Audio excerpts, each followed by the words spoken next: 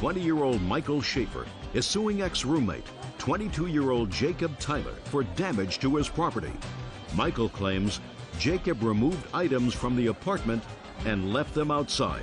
All right, so I have some preliminary questions. Let's listen up very carefully, and let's start with the ground rules, which are everybody tells me the truth, right? Yes, ma'am. Yes, ma'am. Good.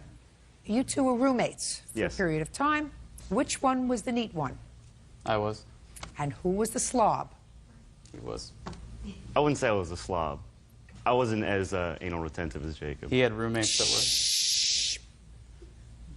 This is your complaint. Mr. Tyler moved out before the end of the lease. Yes. Mutual? Yes. Yes. The lease was to expire on May 31st of this year. Yes, ma'am. On May 31st, you came back. To verify. I like to tell the story Okay, myself. I'm I could sorry. do this as a one-man show, except that I need sometimes some input from you. Okay.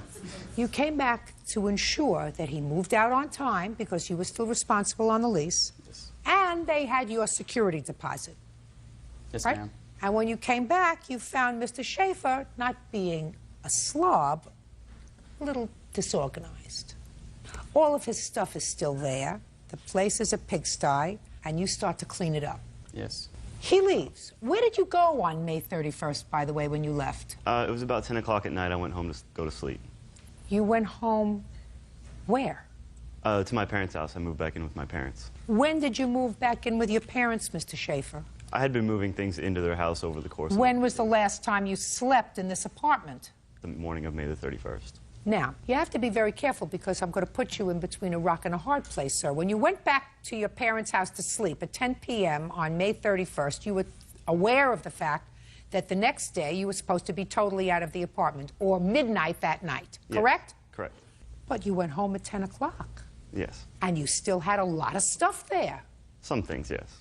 Well, that's why you're here, Mr. Schaefer, because it is your claim that you had a lot of stuff there that he took out and set outside, and it was either ruined by the rain or stolen. So it's a lot of stuff. Let's see how much stuff you say was there. $713 worth of stuff. About Now, 400 of which was the TV. Why didn't you take that stuff and have it out when you were supposed to? I hadn't realized how much stuff I had accumulated. I didn't realize how long You it would mean take. it just came up and bit you on the behind? And if you did, why didn't you, instead of going home at 10 o'clock at night, Mr. Schaefer, stay up until midnight and get all the stuff out of there? I was very tired. That's too bad. I figured we could settle up with the apartment. We could pay for an extra day just to get the rest of my stuff You out. weren't going to pay for anything because the security deposit was his. We would have settled afterward. I don't believe you. And after you got your stuff out, stop playing with your papers, Mr. Anal Retentive. Sorry.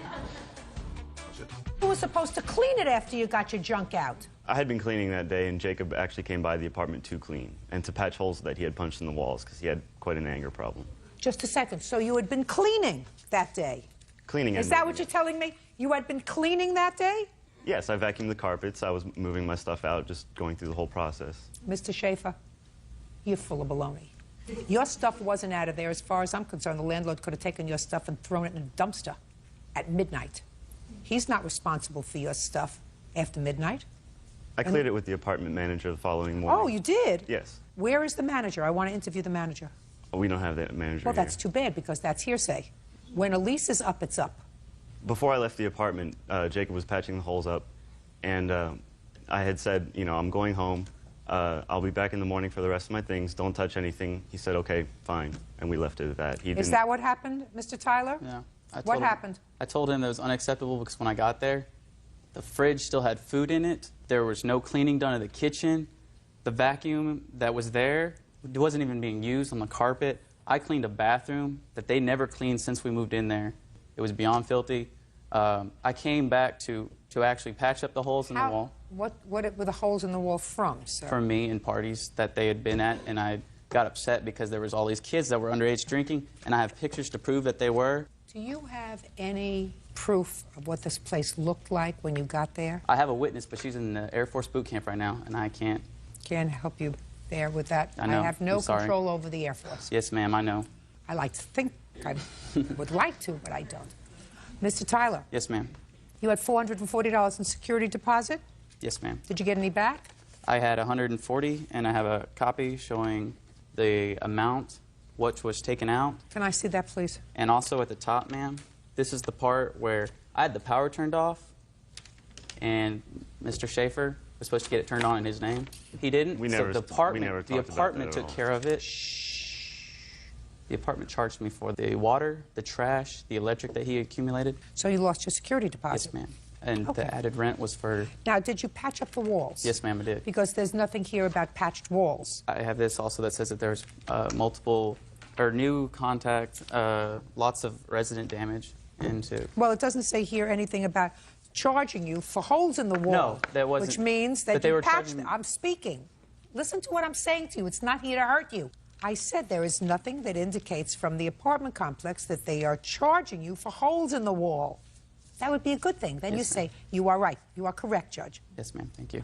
Where did you put whatever stuff of his was left outside? I moved it underneath the stairwell of the upstairs apartment, and I covered it with blankets. I wrapped his VCR in bubble wrap.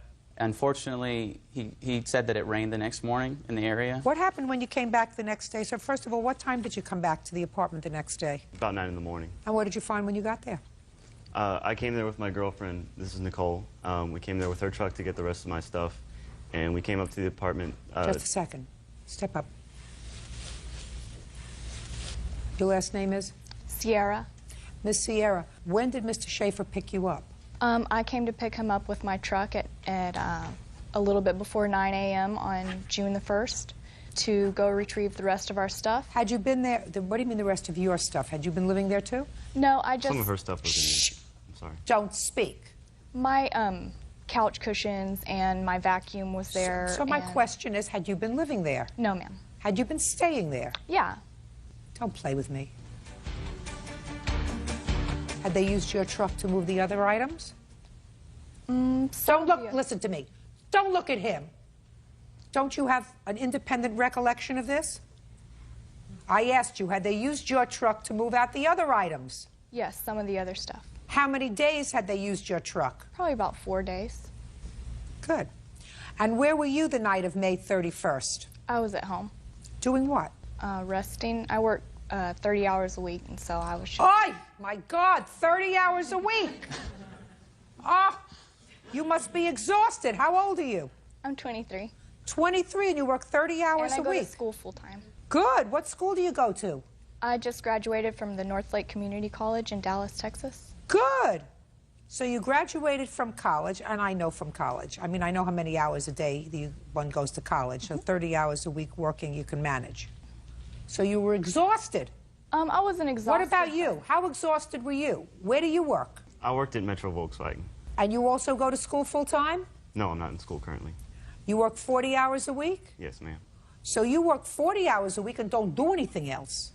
You've got a girlfriend who works 30 hours a week and goes to school full-time, so you should have been pretty wide awake on the 31st. I don't see what you needed to go to sleep for at 10 o'clock at night. You have no case, sir. He is not obligated to risk his security deposit because you decided you needed an early nap. He secured your stuff as best as he possibly could. If it was ruined by the rain, that's your problem. You should have had it out by May 31st. You own $440 for security deposit. Because you lived like pigs, then you have to pay for that. Goodbye. You know? Employees are excused. You may step out. 22-year-old Crystal Rivera is suing her ex-boyfriend, Robert Sipe, for a loan to travel to Florida. Robert says he wanted to help with the hurricane relief. Miss Rivera, you're a student? Yes, ma'am. How old Actually, are I you? just graduated. You just graduated Yes. from college? Yes. How old are you? 22. Mr. Sipe, what about you? I'm a salesman. How did you meet him? I actually met him on my 21st birthday party. Somebody brought him? Yes. And according to you, you started to date Mr. Sipe Yes, ma'am. and loaned him $1,250. At some point, he did pay you back $400, leaving a balance of $850. Mr. Sipe says, while he acknowledges that you gave him $1,250, he says that's exactly what it was. It was a gift, and he only gave you $400 because he wanted to help you out, right? Correct. Well, since we're getting rid of the issue of whether or not the money was passed from Ms. Rivera's hands to yours, why don't you tell me, Mr. Sipe, when did you take this money from Ms. Rivera? A couple weeks before I was leaving for Florida. When was that? I don't know when you were leaving for Florida, sir. It's not. It wasn't on my social calendar. I understand that. I completely understand that. In August, early September. What's the matter? That too nasty for you? No, no, no. That was delightful. Go ahead. Yeah, she offered me, well, she claimed that she offered me $850. Listen to me, sir. Yes, ma'am. Where do you live? In Arkansas. And what were you going to Florida for? To clean up the hurricanes, relief. You were going to volunteer? No, I had a contractor. I was trying to get down there. So you had a job there? Yes, ma'am. Well, in the process.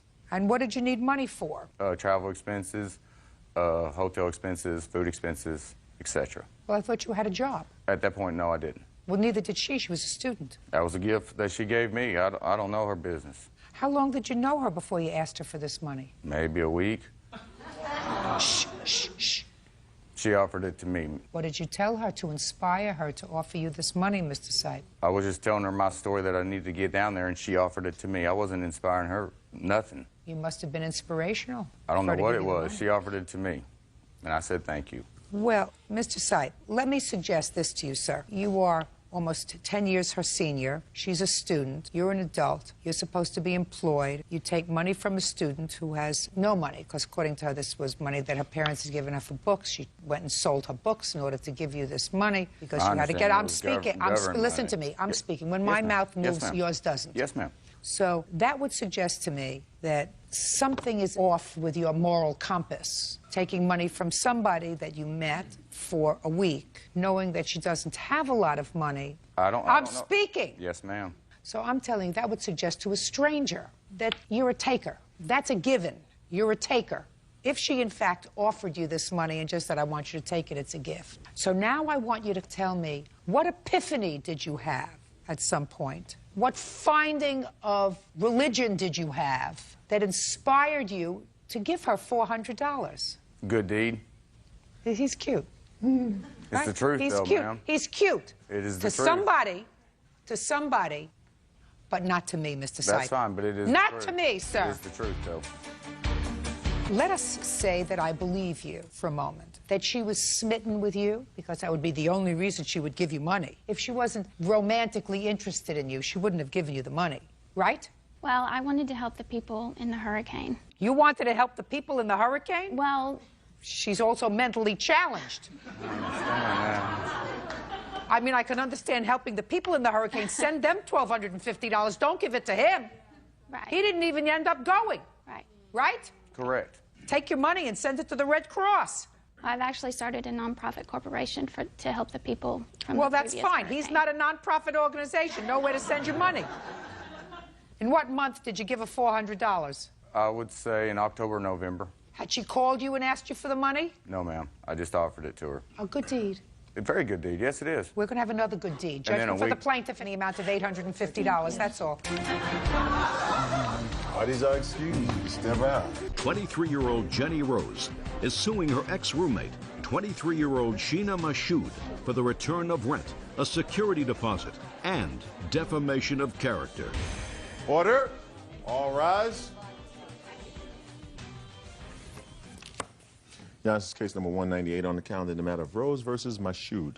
Parties have been sworn in, Judge. You may be seated. Miss Rose, you rented a room from the defendant, and according to your complaint, you were forced to move out early. Yes. You want prorated rent. Yes. You certainly want your security deposit back. And you want compensation for what you say were very nasty things that the defendant posted about you on the internet. That's correct. The defendant says that you chose to move out. You don't get compensated for choosing to leave before the end of the 30 days. That your cat did some damage to the rug, so you don't get your security back. And she acknowledges she wrote nasty things about you on the internet, but she said everything she wrote about you was the truth, and the truth is a perfect defense. That's very true. When did you move into this room, Ms. Rose? On May 1st, on April 22nd, I answered an ad. Do you recall what it said? It said that I was going to be a roommate, that it was $400 for the rent, that she had 3 cats, and 1 more would be great. And No, that- just a second. That's not what the ad said. Yes, it did. It said she had 3 cats and 1 more would be great. Oh, that's what the ad said? Yes. It must be a very long ad. Where was it? Craigslist.com. .org. .org. Correction. Tell me what happened when you went and looked in the house. It was 11 o'clock at night. She said that it was dirty, but she would clean it, and that the hot water in the sink was broken, the pipe, but she would fix it before I moved in, and the toilet that I was renting out with the bathroom was broken as well, but that would be fixed as well. How many rooms did you look at? 3 different rooms, and this is the one that I chose. This is the one that had a broken sink, a broken toilet, and was filthy. Is the one that you chose, Miss Rose? Actually, it was the rent. It was cheaper than normal. Others were asking for $650, so I figured I was only going to be here till the summer. It should not be an issue. Was the toilet fixed? No, the toilet was never fixed, and neither was the hot water, which I had to eat out because I couldn't wash dishes. There were maggots in the sink. There were roaches, flies. Who else lived in the house? It was supposed to be just myself and Sheena, and she brought her crackhead mother in, who has no teeth and has tattoos everywhere, who she failed to mention was an ex-convict who had been in jail for 12 years for a violent crime. Not only that, but... Just a second. When you moved in May 1st, was her mother there? No, her mother was not there. When did her mother move in? Her mother started coming by in the middle of May and started hanging out, bringing her other crackhead friends who had no teeth. I'm a dentist's daughter. Let's not talk about the teeth. Let's talk about the drugs. Okay. What makes you think that she was using crack? Because I came home the night before I moved out, and her friend were smoking crack in the living room. That would give me a clue. Yeah. Yeah. What was your mother incarcerated for, Miss Mashoud? I believe it was theft, and she violated her parole several times. She violated her parole because of her drug use? No, it had to do with the fact that she wasn't seeing her probation officer like she was supposed to when she was released early. Listen, if you're released early and you want to stay out of jail, unless you're involved with drugs, you usually see a probation officer. Well, actually, the problem was that she moved back to Colorado without asking her probation officer, and she stayed out there for 3 years. Well, that would be a problem. Yes, obviously, as the rule was that she was supposed to keep in contact. How long was she incarcerated? I'm not sure. I never lived with my mom as a child, so. When was she released from prison? At least 5 years ago. How come she started to come to your house? Because I previously, before she had ever moved in, had paid my mom to come to my house to clean my apartment because I work 18-hour days. I have 2 different jobs. I work a bar job at night, and during the day I'm a special effects makeup artist. I work very hard, and I don't have time to spend, even if it is 4 hours that I get to sleep, to spend cleaning up my apartment. You mean there's nobody else that could clean your apartment other than your mother? Well, I don't trust anybody else to come into my apartment because I have many things that are worth a lot of money. So what you're telling me is you trust your mother? Yes, I do. The mother who she says, and I believe her, Yes. invited somebody into your home and they were smoking dope in your house. Nobody else other than my mom was invited into my home. Well, she did. Bring somebody else into your home. I had never seen the person. Well, and I'm I telling don't know you, who she's she speaking did. of. She did, so your judgment wasn't very good. In choosing your mother, listen to me, your judgment wasn't very good in choosing your mother to clean your house. I believe my judgment was just fine. Aside from the fact that she had been incarcerated before, it doesn't mean that she would do anything like that again. Well, but she brought somebody, listen to me, mother. she brought somebody into your house and they were smoking There's dope no in proof your of that. house. Who is that? I believe her. I'm glad you believe her, but I don't know that that's true. I know that my mom has not been on drugs for many years. I know that she does have permanent psychosis because of doing drugs for many years, and that is true. But she's not a current drug user, otherwise I wouldn't bring her into my house because I wouldn't trust her around my stuff personally. Ms. Mashoud, that's your problem. You want to have this unabiding faith in your mother with whom you say you never resided when you were growing up, who was incarcerated most of that time. That's up to you. I absolutely, 100% believe her when she says that she came home the day before she moved out and your mother was in the house smoking dope, which, as far as I'm concerned, gives her the right to leave in the middle of the month. Well, I'm speaking. What day of the month did you move out? It was the 18th. So you want prorated rent for the 12 days that you weren't there? That's correct. Okay, and how much does that come to? $146.50. My mother had not moved in at that point. She was a guest of mine. Excuse me? Shh. Listen to me. She doesn't. Listen to me very carefully, Miss Mashoud. She doesn't. Listen. Try to listen. I know you've got a lot going on in your hair and your face, everything else, but try to pay attention. She doesn't have to live in your house. You have invited a guest into your home, your mother, who was involved in behavior that I believe could have endangered someone else who was living in the house. If the police had come to your house and found your mother and someone else in possession of crack cocaine in your house, everyone in the house would have been involved in that drug sweep. So she was very smart to move out. And since you have acknowledged that you invited your mother into the house for the purposes of cleaning, you can't say she had no right to move. She did have a right to move. And since you invited this problem into your house, you have to compensate her for the 12 days in rent that she did not have use and enjoyment of her room. Well, that's my ruling. You may not like it. That's why you go to her boyfriend. That's is a why I'm speaking. And he's in my listen to me. Listen to me very carefully. For the whole time she was there. Listen to me very carefully, madam. I don't know where else you work or what else you do to enhance your senses, but in my courtroom, I speak, I listen. Obviously, you don't listen very well. You don't. I'm listening. You're not hearing what I'm saying because you don't like the answer. Judge Judy continues in a moment. I'm not going to ask her how she's going to establish that you committed the kinds of sex acts that she attributes to you because it's really unseemly. Suffice, I'm speaking. And later today, somebody standing there with an open door, primping, while I'm waiting to get into a parking space, would rile the out of me. I can't even tell you what it would do to my husband. real cases, real people. Judge Judy. Jenny Rose says ex-roommate Sheena Mashoud owes for the return of rent and a security deposit. Jenny also claims Sheena slandered her via the internet. How much is your security? $200. I have a copy of the sublease as well. Can I see it, please? And I have a copy of the letter she told me to vacate immediately. Okay. She wanted me to pay for her mother's rent for the next month. Shh, listen.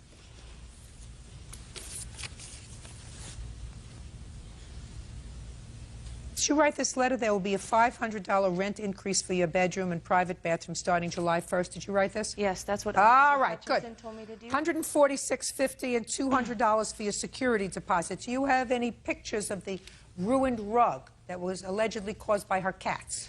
No, but Good. Now I would like to see what was written on the internet.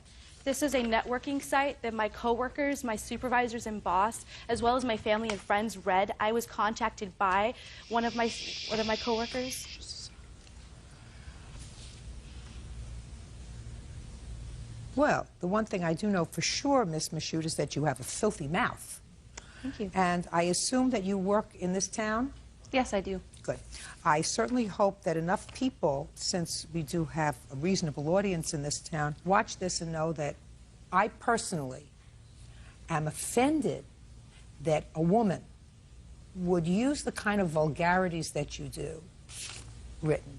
I don't think, quite frankly, Miss Rose, that any fair-minded, reasonable person would accept anything that you wrote here as true. Oh, of course not.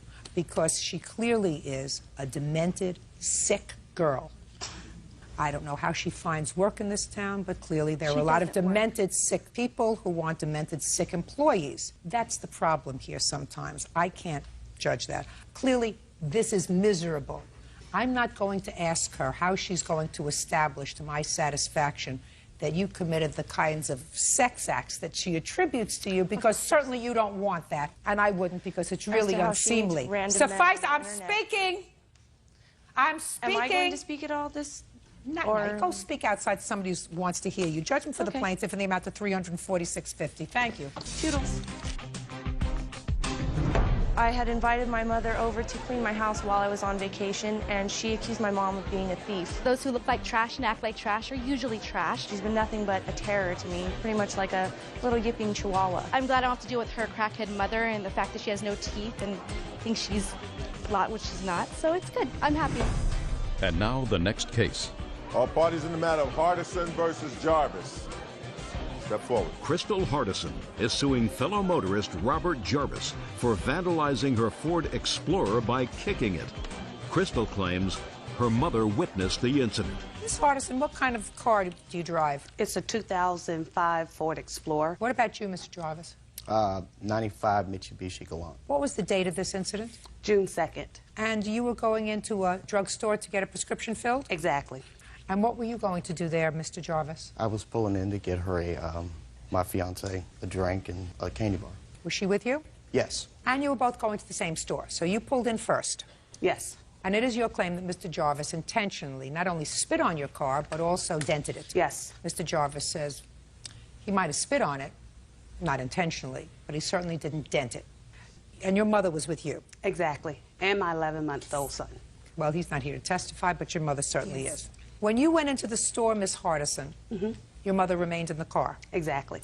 And when you went into the store, did your fiancé remain in the car? Yes, ma'am. She pulled in first. She was already parked. Tell me what she was doing, Mr. Jarvis. Well, as I was pulling in, I was waiting on her for about 2 to 3 minutes while she was brushing her hair with the door open in the parking place. So you were waiting to pull in because she had the big door open for this SUV, brushing her hair. Yes, ma'am. How long were you waiting? 2 to 3 minutes tops. Did you honk the horn? No, I was just sitting there waiting to get in, being patient. Why were you brushing your hair? I'm pretty vain. So before I go anywhere, I always put my makeup on, brush my hair. You were going to pick up a prescription. Exactly. And that's my nature. If I'm going to a local store, I'll put clothes on, do my hair, and put my makeup on. Hadn't you done all that before you went in? I sure before did, you but got I into just the wanted car? to make sure everything was straight. Didn't you see Mr. Jarvis waiting for you? At the time that I opened my door to get my brush out my purse, no, I didn't. But there came a time when you did see him waiting for you. I saw a front end of a car behind mine, yes. And you continued to finish brushing your hair and then you put the brush back? No. Once I saw the front end of the car, I said, oh, he's waiting, and I closed my door and went directly into CVS. What happened when you came out? I got to my driver's side door, and I saw there was spit on the window. I opened my door. I said, Mom, somebody spit on my window. And she can tell you the rest. Step up, please. What is your last name?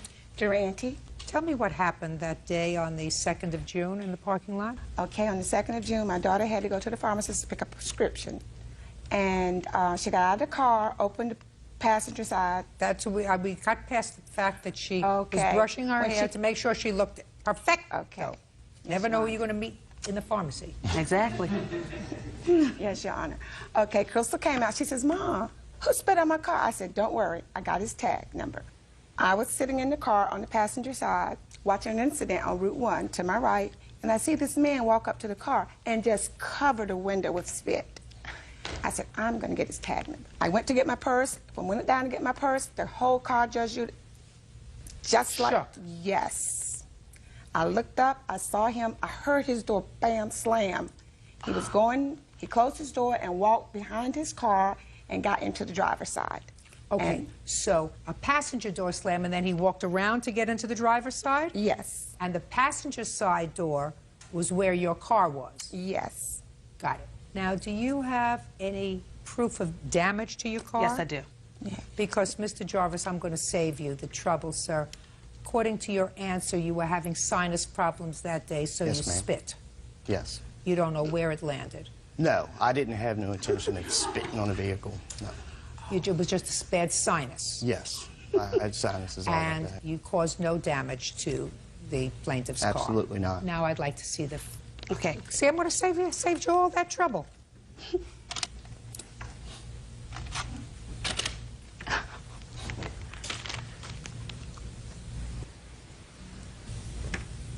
Your car's green. My car's green.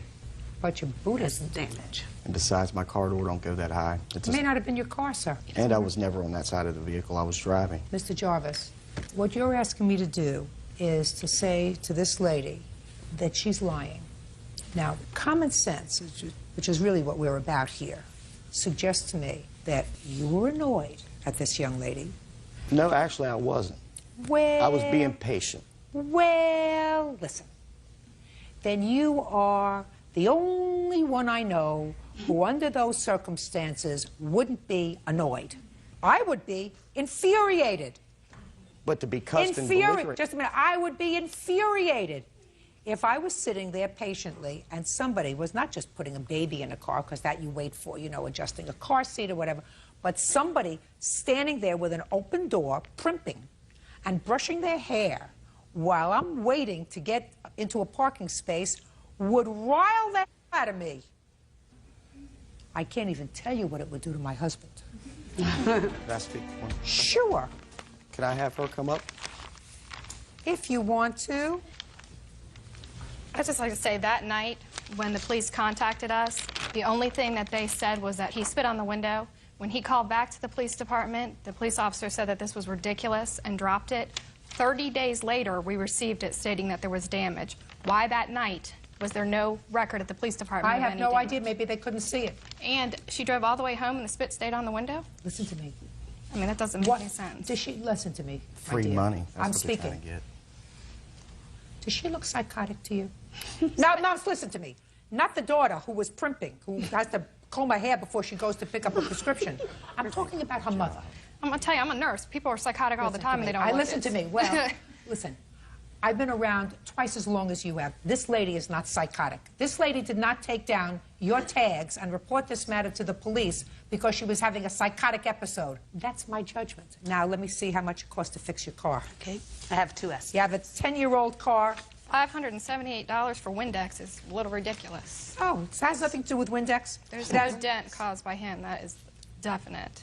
That's just trying to get free money, is what it is. I never got out that car, so nobody was ever on that side of the car at any point. I was in that passenger side of that car. Nobody suggested that you did any damage to the car, madam. Cheaper of the estimate is $369.80. Is that right? Yes. Judgment for the plaintiff in the amount of $369.80. That's all. Parties are excused and they step out. Mitchell Ergensen is suing pizza parlor owner Steve Lindner for the cost to fix his truck. Mitchell claims it was vandalized by Stephen's employees. All rise. Now, this is case number 219 on the calendar in the matter of Ergensen versus Lindner. Parties have been sworn in, Judge. You may be seated. Folks, have a seat. Mr. Urgensen, it is your claim that Mr. Lindner's employees vandalized your house and your car. And Mr. Lindner says he wasn't there. As far as he's concerned, there is no proof that his employees did anything to your house and your car. Who do you live with, sir? Myself and my two daughters. How old are your daughters? 17 and 19. What kind of work do you do? I'm an electrical contractor.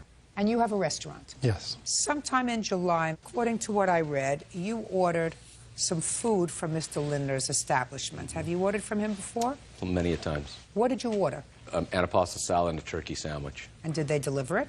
Yes. Remember what date that was? The 22nd is the date of this, yes. No, the 22nd date of the first order. Well, what happened for a was sandwich and a salad. we ordered a couple times and asked for extra Italian dressing prior to that. Well, I understand that, sir. I read the complaint. I read your complaint very carefully. Sometime before this incident, you had ordered a sandwich and a salad. Which was 2 weeks before. That's what I want to know. Thank you. 2 weeks before this incident. And you had ordered a sandwich and a salad with extra dressing for the salad. What kind of extra dressing did you want? Italian dressing. A couple extra cups. And had you ordered that before? Yeah. And had they always accommodated you before? Yes. Who was the salad and the sandwich for? Me and my daughter. Actually, my oldest daughter. Who was eating the salad? Who was eating the sandwich? Who were you sharing? Share it. And your order came, and they didn't send the extra dressing. They didn't send any dressing. So you called back the restaurant. And what did you say to them? I asked them, they didn't bring me any dressing. I talked to one of their guys in there. He said, we're very sorry. We'll be out in 10 minutes. And I said, please do, because I don't want to wait another 40 minutes for like I had to wait for my order. I want the salad dressing right away. No problem, sir. We'll be right out there. Waited about 40 minutes, almost an hour. Nobody showed up at my door. I called and I said, can I talk to the manager? And he says, I am the manager. I said, well, I've been waiting for my dressing now an hour. They didn't bring me any. Well, I didn't know. He said, I didn't know anything about it. We have no drivers anymore. They all went home. And I got angry with him. I said, well, I want a credit on my food then. And he said he wasn't going to give me full credit. And I said, I would like full credit for $12. I couldn't eat anything. You couldn't eat the sandwich? Not by that time, because we normally put the salad dressing on the sandwich, too. That's why we order extra for the salad and the sandwich. The girls like it. They like the extra vinegar and stuff. So we got mad. The manager hung up on me. I tried to call back. Nobody answered. Nobody answered. So I let it go. And about 2 weeks later, I ordered the same meal. And when the driver got there, I said, we have a credit, and I shut the door. Very grown up of you. Yeah. You think that was right? Come see, come saw. What is come see, come saw? Well, I had a credit. Do you think, I mean, the guy agreed he was going to pay me half the credit. No. Listen to me, sir. Okay. You didn't have a credit.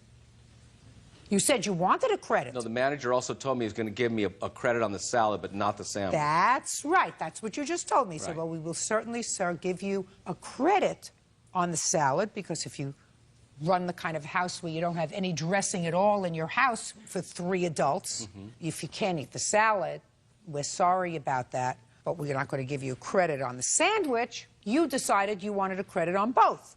So when you took your food and slammed the door in the driver's face, which is what you just told me that you did, that was the wrong thing to do. Okay. There were a lot of other things that you could have done other than stiff the driver. Because Well, it wasn't the driver, it was the pizza. No, it's the driver.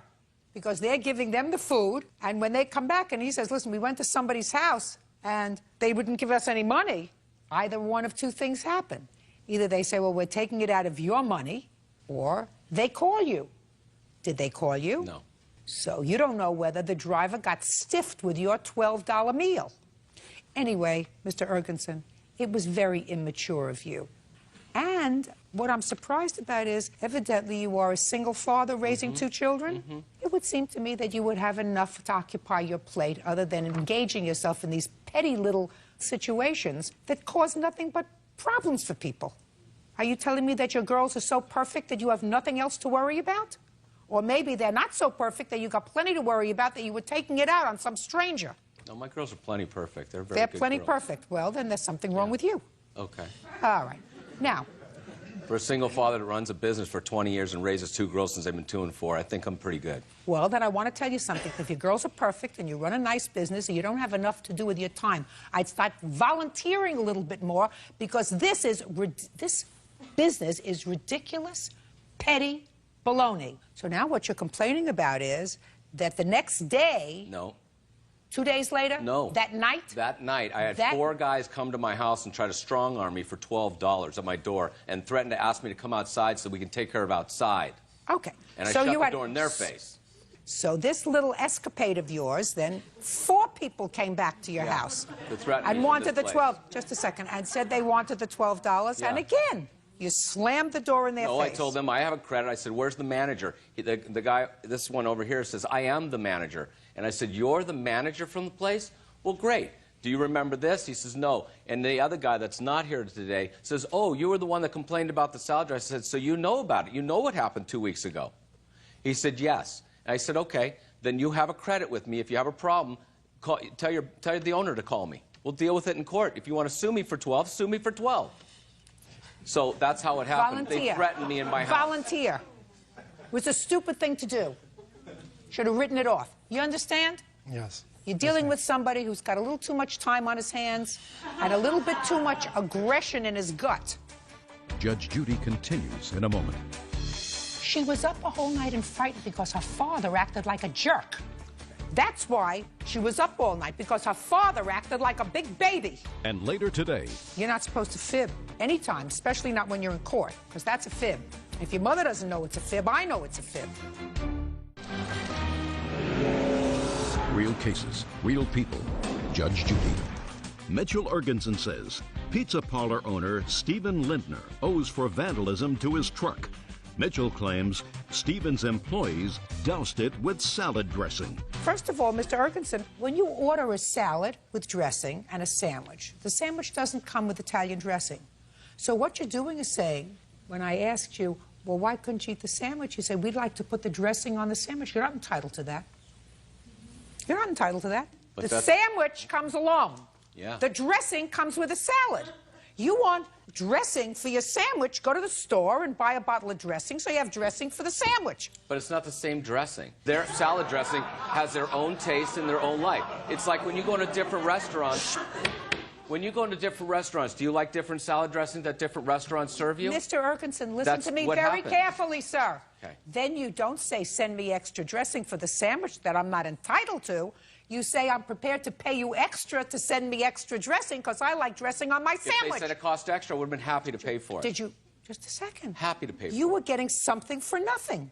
You wanted something for nothing. You're No, not I did entitled not. to that. No, I did not. Mr. Ergenson, you're a big baby. Okay. That doesn't Thank mean you. you're a big baby. Thank you. That doesn't mean your people were entitled to vandalize his house. Now, Mr. Ergenson, I will take a look at the photographs of your house. And my car. And your car. And I have the cups that they used. I don't care about the cups All right, that and they I have a used. new cup too, but shows in the pictures.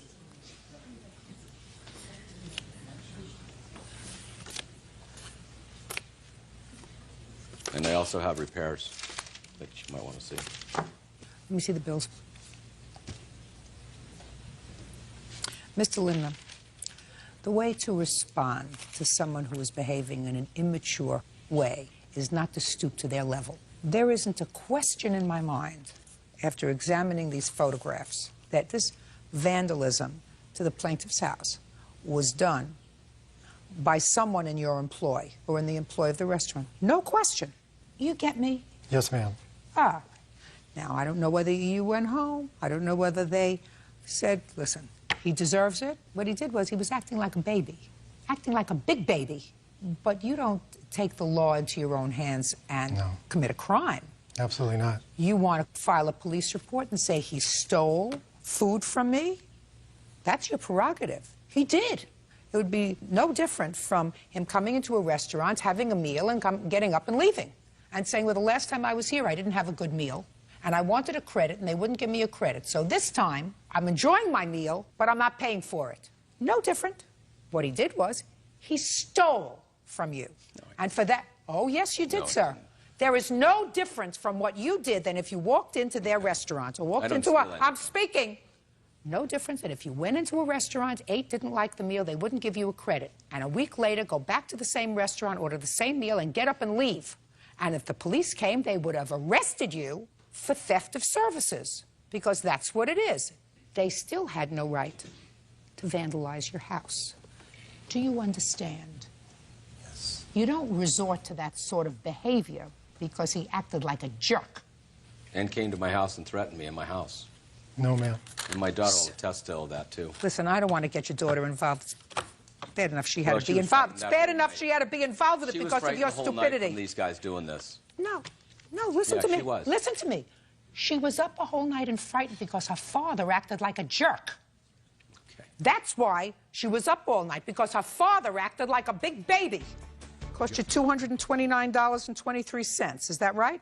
And lost wages in my work. Well, that's too bad. Counted lost wages in for acting like a jerk. They're not allowed to vandalize your property. Cost you $229. I hope it felt good. Do you understand? Yes, ma'am. Just 1 second. $229.23 less 12. $217.23. Judgment for the plaintiff. That's all. Parties are excused. You may step out. Apparently, I didn't bring him his dressings, which I did offer to bring back, which he did not want. I just wanted my order the way it should have. When they didn't bring me any, I was a little upset. He yelled at me for a good 6 minutes or so in the middle of the street. About principle. I just think it's about respect between customer and business. He was enraged, and he slammed the door in my face, and that was it. And now the next case. All parties in the matter of White versus York. Step forward, please. Lisa White is suing business owner Susan York for the cost to repair her vehicle. Lisa claims Susan's son, 8-year-old Dylan, hit it with a rock.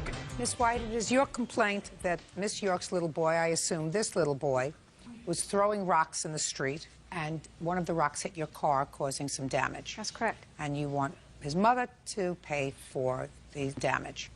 Miss York says she doesn't think her son was responsible for that. He was merely rolling rocks, although she wasn't there. She says that it was really your conduct that was outrageous on that day.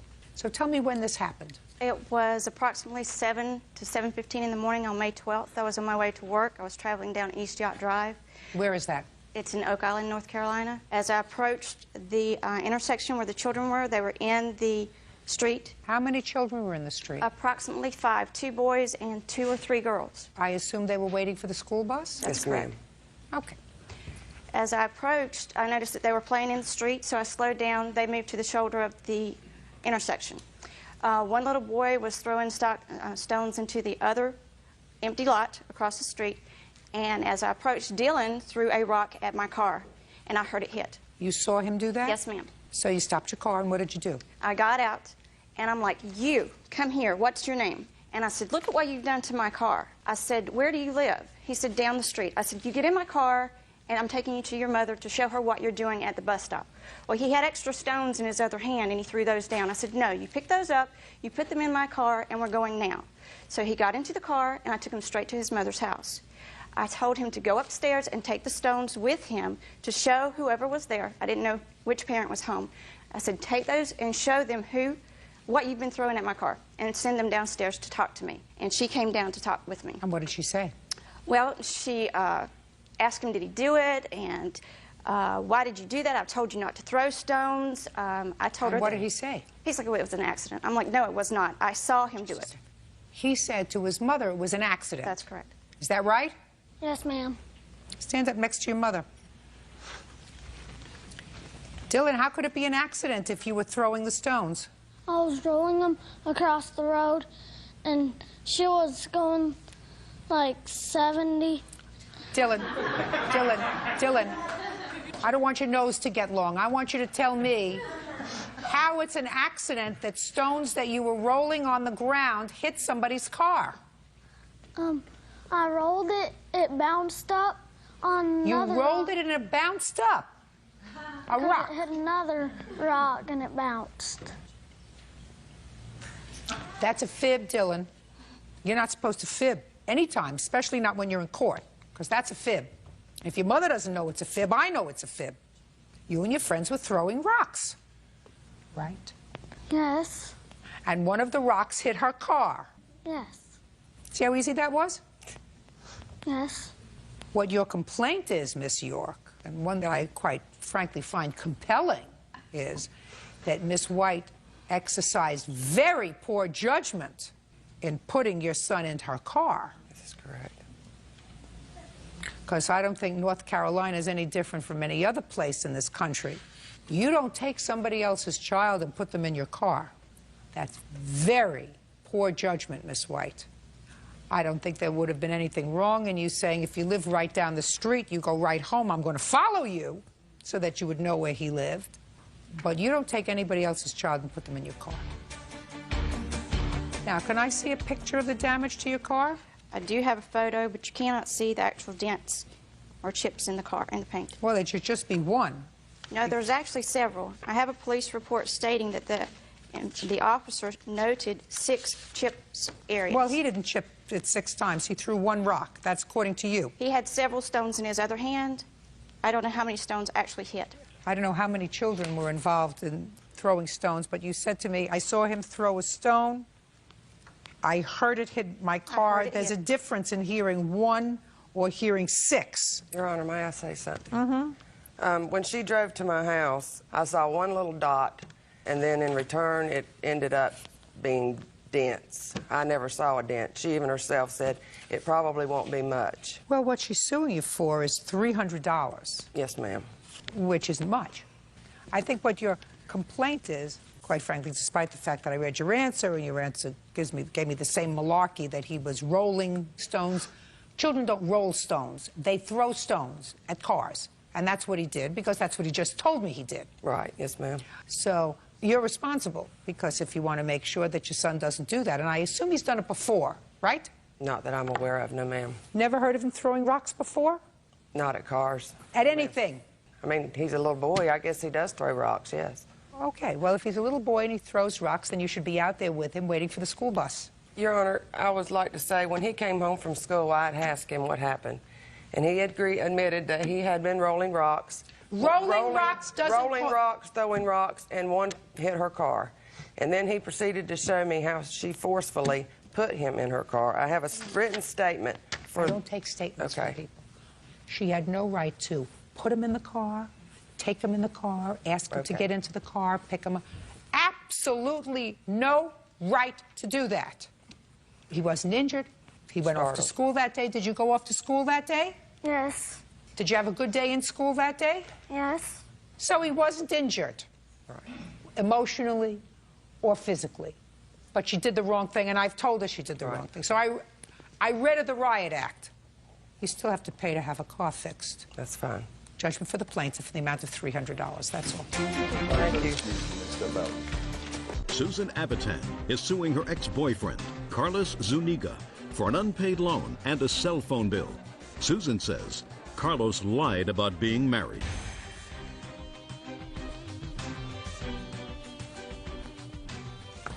It's case number 153 on the calendar in the matter of Aviton versus Zuniga. Parties have been sworn in. You may be seated.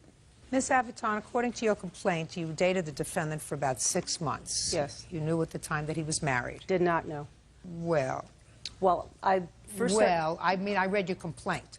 So your complaint says that with regard to the cell phone that you claim that you got for him. Yeah. The reason that you got it, put your hand down. The reason you say you got him the cell phone was because he told you that his wife was checking on the number. Right.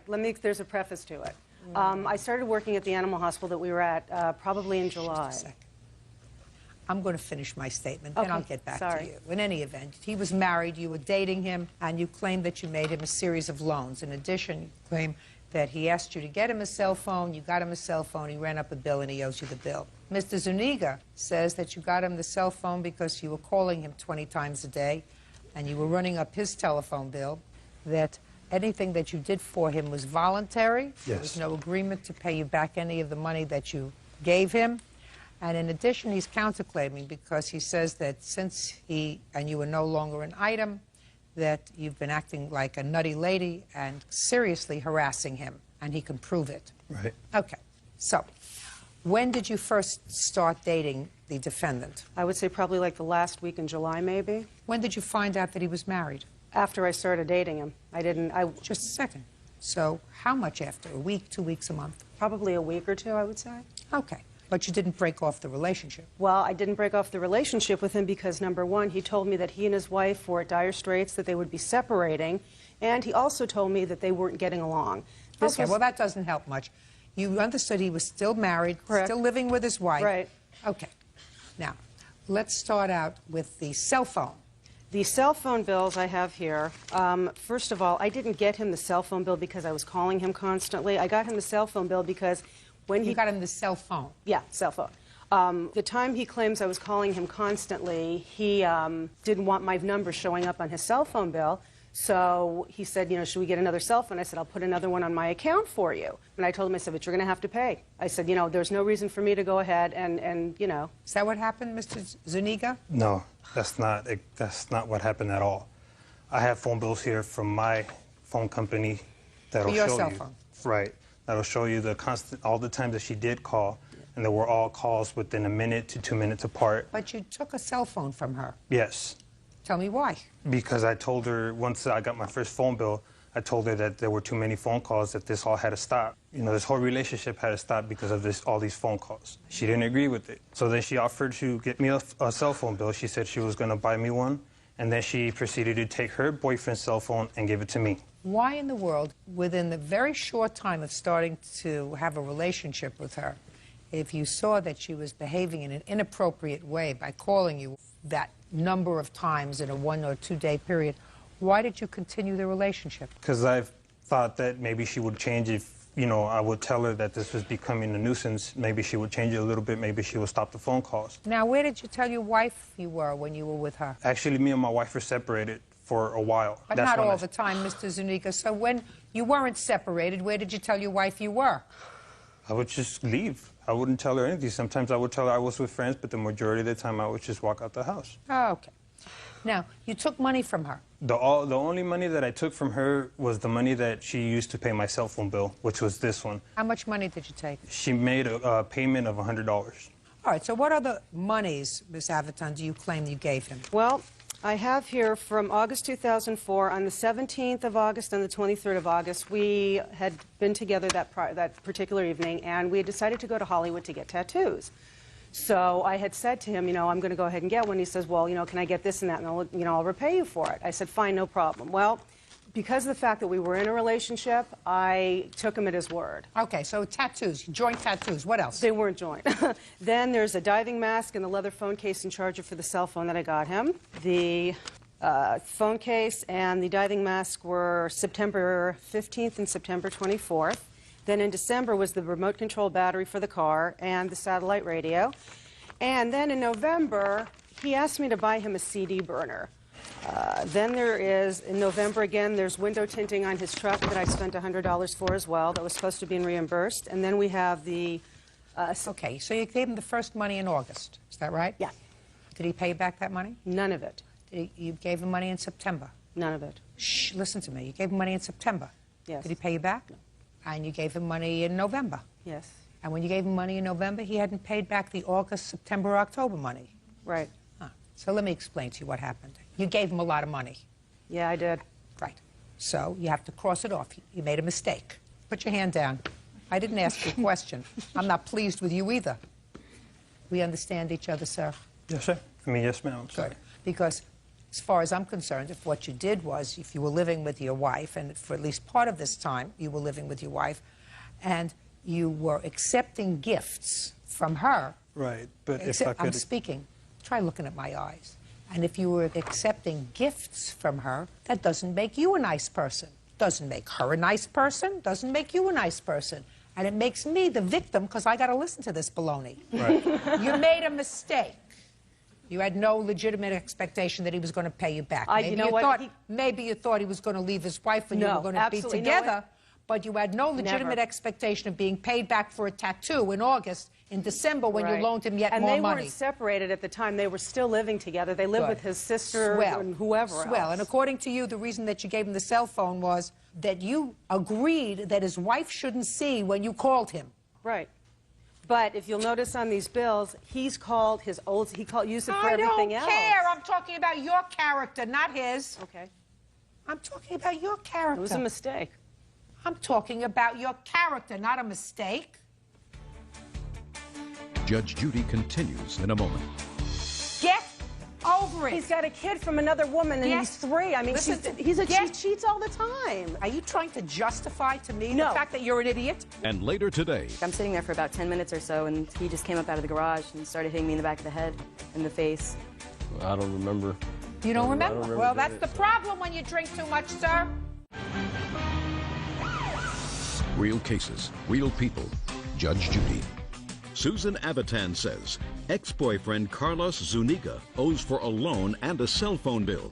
Carlos is countersuing for defamation of character. All right, sir. Now that you understand that you have 0% of my sympathy, I'm going to hear your counterclaim. Some time ago, this last time I changed my phone number, my cell phone number, when she tried to contact me after I changed it, she couldn't, so then she proceeded to call my wife and left a message on her voicemail stating that she was to tell me that if I think I'm a smart, what she was going to do was file a sexual harassment complaint with the city of Beverly Hills, and that she was going to call my boss and write her letter explaining everything that has happened. She left that in a message? Yes. You have it? I don't have the message. Unfortunately, we weren't able to record it. Right. But, which I did not.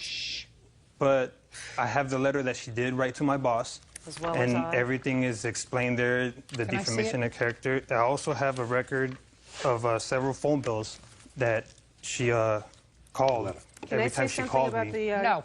Okay. And if you take a look at these phone records, there are quite a bit of phone calls. They're all highlighted for you.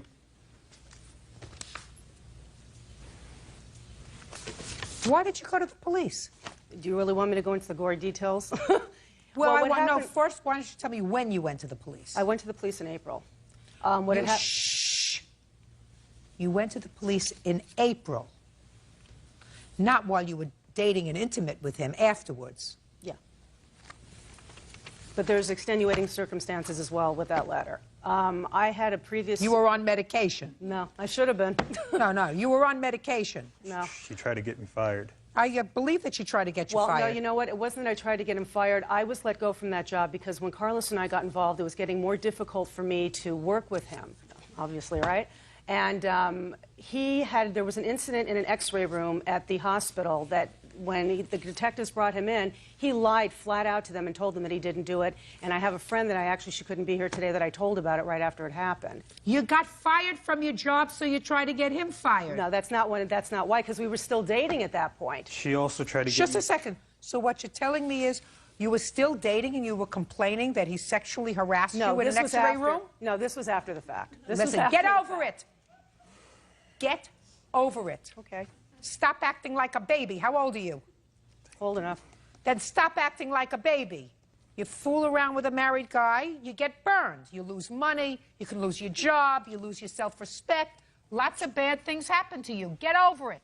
If I could say one other thing, I work at Hollywood Park at the racetrack, and she also almost got me fired from there. She would call there constantly speaking to my manager. Oh, you're such a liar, And then after Listen, that, listen, I don't want to hear from you. and she even had a big cookie delivered there. When she had that delivered there, right after she had it delivered, she called constantly trying to ask what my reactions were, if I had any comments. Did you seek a restraining order Yes, I against did. her? And what happened? The first time we appeared in Lied. court, the judge said that it was just a whole bunch of nonsense and it was foolish. That same day, she contacted me. She called my cell phone. Throughout that month, she called me a total of probably anywhere from 10 to 18 times. When we went back to court, there was a different judge that heard the case the second time. The judge said what she was doing wasn't considered harassment, and he dropped the case. And I have a copy of the restraining order here. I'd like to see a copy of the restraining order. The reason he had the restraining order issued to begin with is I had also purchased some tires and rims for him that I wanted back when we had split up that he hadn't paid for. And that's Listen to me. You bought him a bunch of presents and you got angry. But that has nothing to do with the tires and rims. Yes, Judy. it does. Okay. Yes, it does. He had the restraining order issued to cover it up for his wife. This was a bunch of nonsense. He's been living with her the whole time that we were together. He's lying. Listen to me. Madam, get over it. He's got a kid from another woman, and Yes. he's 3. I mean, Listen she get- cheats all the time. Listen. I'm not the only one. So what? I don't know what you're talking about. I don't know what you're talking about. Are you trying to justify to me No. the fact that you're an idiot? Well, yeah, that goes without saying, but... Are you trying to... I'm telling you, get over it. Get over it. You have no case against him. You made him a whole bunch of gifts because you liked the attention, you liked the affection, you liked the intimacy, whatever it was. He dumped you. It's over. That's fine. It's over. So then stop this nonsense. You're the plaintiff here. Put your hand down. Mr. Zuniga, you play with fire, you're going to get burned, Right. sir. Don't come here asking for a court to take up time when you did the wrong thing. If I you agree. broke her heart, Mr. Zuniga, because you took advantage of her, you allowed her to buy you gifts, you allowed her to buy you rims for your car, you allowed her to buy you a CD burner, you allowed her to pay for a tattoo, you allowed her to indulge you. And all the time you knew that this was just a temporary thing. You were still living at home. You were lying to your wife. Remember what I told you 5 minutes ago? Right. Zero sympathy for you, sir. Courts don't help people like you. I agree. I mean... Goodbye. Parties are excused. You may step out. He came after me. He's a liar. He's got a child from another woman that's 3 years old. He's been married for 5 years. He's been cheating on his wife since they've been married. He worked with me. She knows my wife worked there. All the gifts that she gave me, I've asked her to take them all back, and she never did. He would cry to me that his wife was mean to him, and I mean, he's a liar. He's just one of those types of person that wants to buy people's feelings. Believe me, I wouldn't do this again for $1 million. And now the next case. All parties in the matter of Clapp Miller versus Walker. Step forward, please. 17-year-old Lisa Clapp and her mother, Laura Miller, are suing 22-year-old Tim Walker for medical bills. Lisa says during a St. Patrick's Day party, Tim attacked her, breaking her nose. Lisa, how long have you known Mr. Walker? I really don't. He was a friend of my boyfriend's friend, and so like I only saw him a few times. Did you ever have any bad words with him? No, never. Do you know, Mr. Walker, how long you know Miss Clapp? Yeah, probably about over like a 2-month period. We met each other a couple of times. You have mutual friends. Is that right? Yeah. Our mutual friend, like, what do you mean? What word didn't you understand? Mutual or friend? Mutual. You have friends in common. Yeah, we do. How old are you? 22. What do you do? Brick mason. You drink? No, not anymore. I slowed down. But you did. Yeah, I did. Miss Clapp says that you were at a party. It was on St. Patrick's Day? Yes, ma'am. She was at a party, and she says that you were really drunk. Are you Irish? Mm-mm. What are you? Polish and Indian. But you celebrate St. Patrick's Day by drinking. Well, I've always celebrated St. Patrick's Day. Good. But... And she says that while you were drinking and pretty drunk, you broke her nose. You assaulted her and broke her nose. And Mr. Walker says that drunk or sober, because he acknowledges that he was pretty drunk that day, right, Mr. Walker? He said drunk or sober, he would never hit a woman. He doesn't know why you would, in the world, you would accuse him of that. So why don't you tell me what happened? Well, we got to the party, my ex-boyfriend and I, and we went in and everyone was drunk. Tim was the drunkest person there. There was like 2 guys there I didn't know, a girl I'd met maybe twice. I'm not interested in who was at the roster of the party. Just tell me about Mr. Walker, please. Well, one of the guys that I didn't know, Mr. Walker decided that he wanted to fight him. He threw a couple swings at the guy ducked and said, you know, you're messed up, man, just go to sleep, I'm gonna leave. And the guy left. He was in the driveway. He had kind of just walked off after that, and everyone else had gone into the garage. And he was still in the driveway, and it was pretty dark, and so nobody really knew where he was.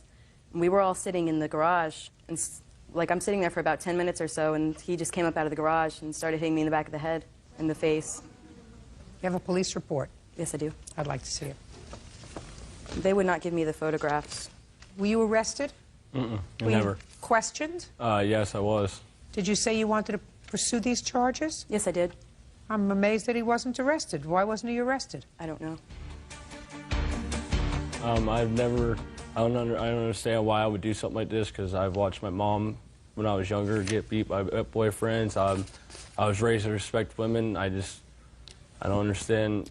I mean, drunk. She is not psychotic. When somebody is assaulted, unless they're psychotic, they want the person who assaulted them either to be punished and or to pay for their injuries. They don't pick somebody that didn't assault them. no, I just no, I didn't do it. Yeah, you did. You know how you did it? You did it because you had had too much to drink and you were acting like an idiot. I don't remember. You don't remember? I don't remember Well, doing that's it, the so. problem when you drink too much, sir. You don't remember. How did you get to the party that night? I actually lived with the guy that was throwing the party. Do you remember waking up the next morning? Yes, I do. Do you remember going to sleep that night? No, I don't. Do you remember where you slept that night? Yes, I do. Where? At a buddy's house. How far away? Like across the street, another neighborhood. Some distance away from your regular home. Yes, ma'am. How did you get there? Another buddy drove me. Why? Because I don't know, apparently I walked off or something, I don't know. You have hospital bills, please? Yes. That's what I was told, so. That's what? I said that's what I was told. What do you by mean other that's friends. what you were told? When I woke up next morning, my friends told me that this is what I did, and I didn't remember it, so... You didn't remember getting to your friend's house? No, I did not. That's what happens when you drink too much. And you hurt her. You broke her nose. Judgment for the plaintiff in the amount of $5,000. That's all. Parties are excused. You may step out.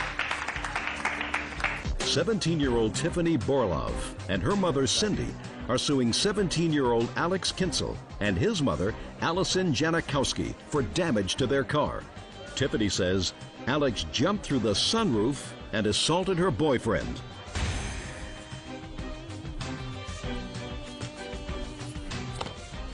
Yeah, this is case number 178 on the calendar in the matter of Boroloff versus Janikowski Kinsel. Parties have been sworn in, Judge. You may be seated. Are you Miss Janikowski? Yes, ma'am. And this is your son? Yes. Whose name is? Alex Kinsel. Alex? Yeah. Yes, ma'am. Good. Did you give him a good poke? Yes, I did. Perfect. I saw that. It was subtle, but he got it. I'm impressed. Alex, Yes, ma'am. I do want you to understand that this is going to be an unpleasant morning for you. Okay.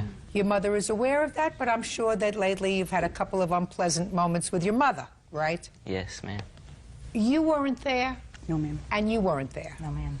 So why don't you have a seat? You're just the question really of liability, and in your case, a question of ownership of the car that was allegedly damaged by Alex Yes, ma'am. when he decided to assault your boyfriend. Yes, ma'am. This young man, I assume? Yes. The only problem was your boyfriend was sitting in your car. Yes. And your car had a sunroof. Yes. So Alex, in order to get to, Tyler. climbed up on the, I jumped into the sunroof. I didn't climb. jumped from the pavement Yes. into the sunroof. Yes, ma'am. Sort of like Spider-Man. Faster than a speeding bullet, right?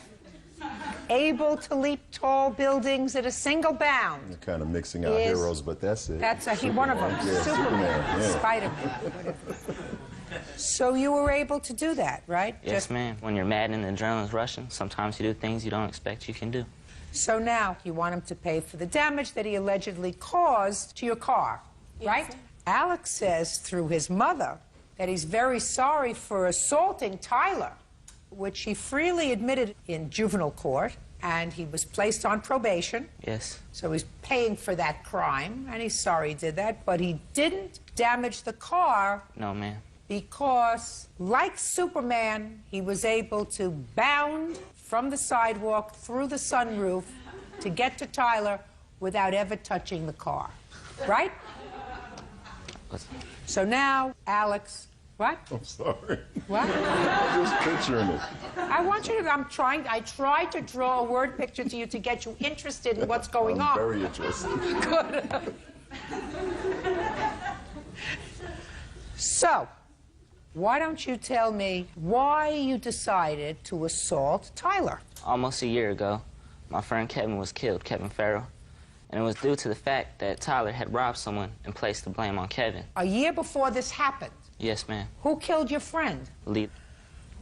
Was he ever apprehended for this murder? He was apprehended and he got criminal confinement and is still in courts right now, I believe. Or was he convicted? Of criminal confinement.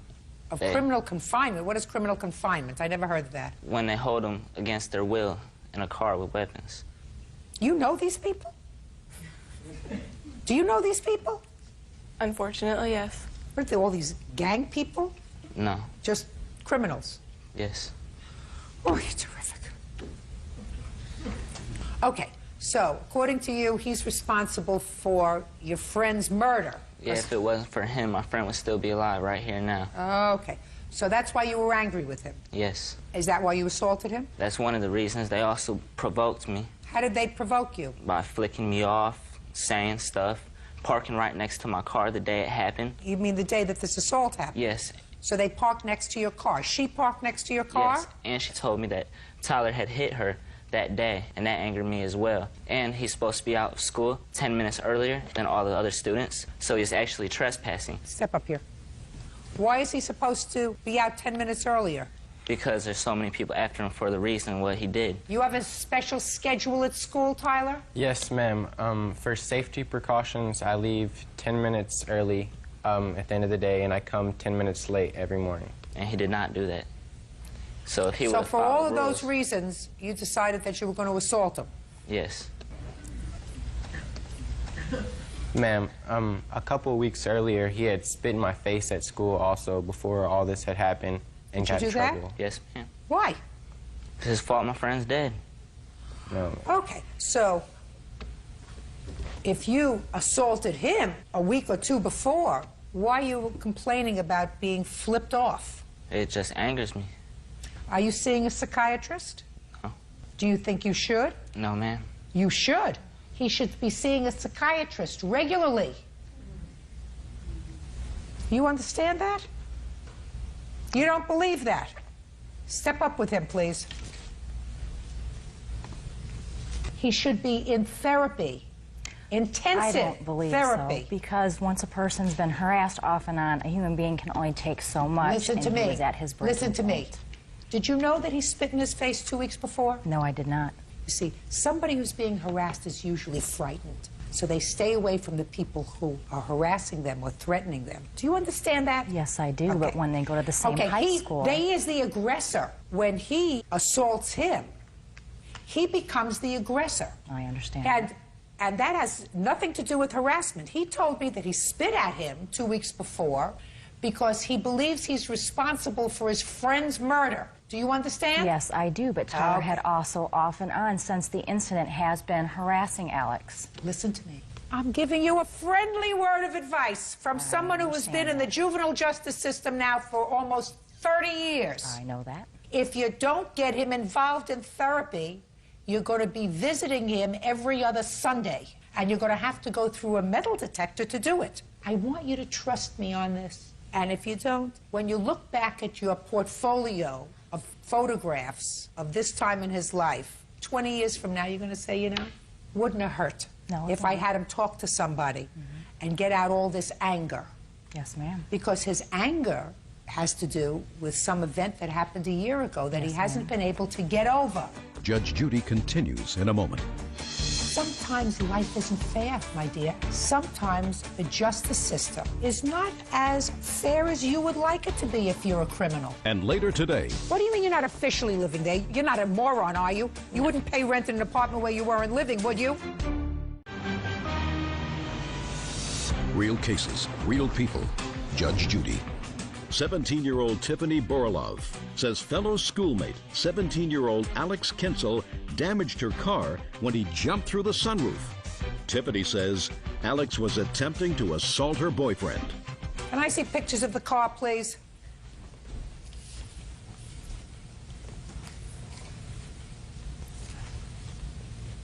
I see a lot of damage to this car, Alex. Yes. Damage to this car that would suggest to me that you were not able to leap over and get onto the sunroof as you indicated you did. Your Honor, I did not damage the car. I have a witness that was right there and saw the whole thing. I'm prepared to hear the witness. You may have a seat. Step up. And she had also... Shh. Tell me your name. Vicki Nofel. Miss Nofel, this happened at the school. What were you doing at the school? I was picking up my daughter after school. My car was parked in front of the car that it involved in the tell me incident. exactly what you saw. He didn't actually climb on the car. He held onto where the door is and was in the sunroof. There was no hitting, kicking of the vehicle, and there had been damage to the car before. How do you know that, my dear? Well, my daughter goes to that school also. Yes. And Tiffany had stated to her that she had hit a deer, and it had damaged the side of her car. These are footprints. Deer don't have feet. And I cannot imagine, madam. I understand. I cannot imagine the kind of assault that he pled guilty to occurred without his feet touching the car if he's in the sunroof. Could you imagine that? It just doesn't make sense. It defies credulity that he can assault somebody with his fists while poised on top of a car, unless this is a toy car. Is it a toy car? No, no. Without his feet hitting the car. You understand that? I understand. Good. Now you can sit down. Excuse me, Judge Judy. Yes. We do have a police report, and there's no mention of any damages in the police report. I'd like to see the police report.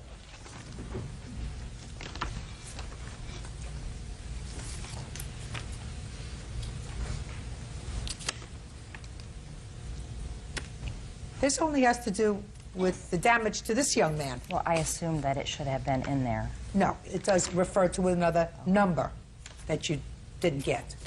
Can I see an estimate, please, on the car?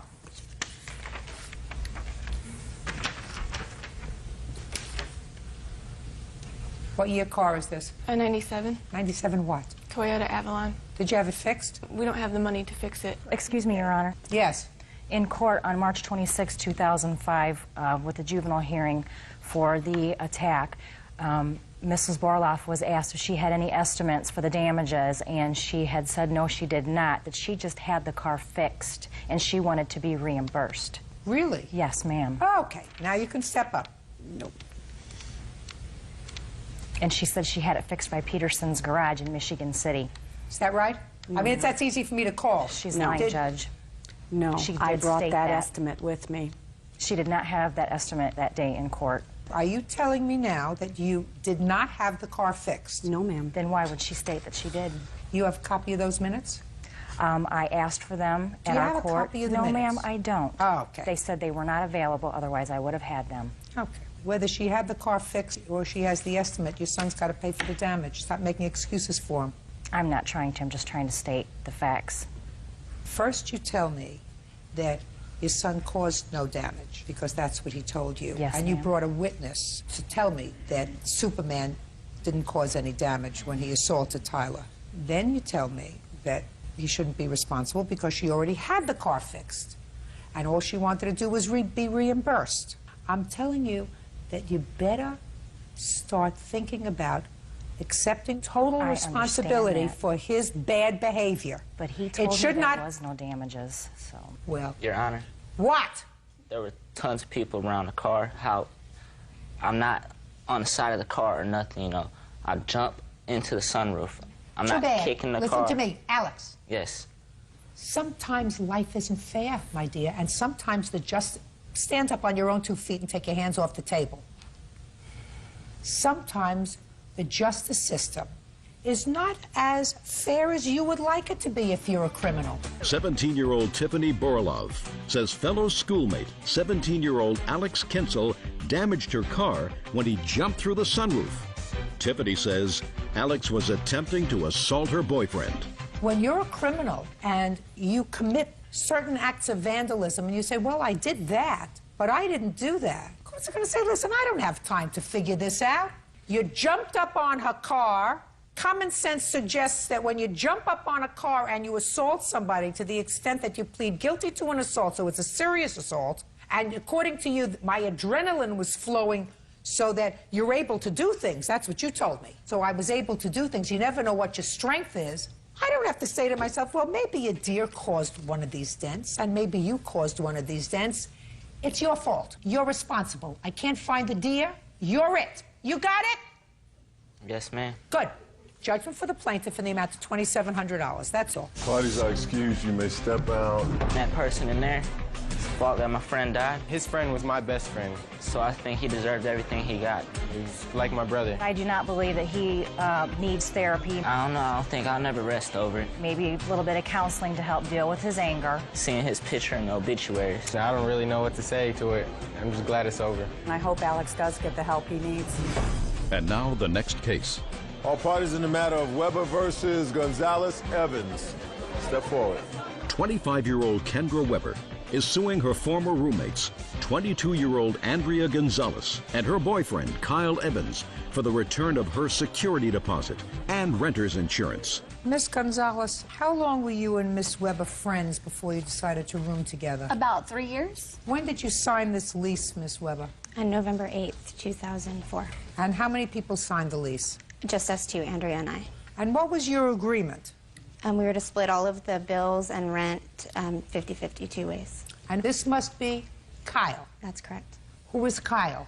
Kyle is my boyfriend.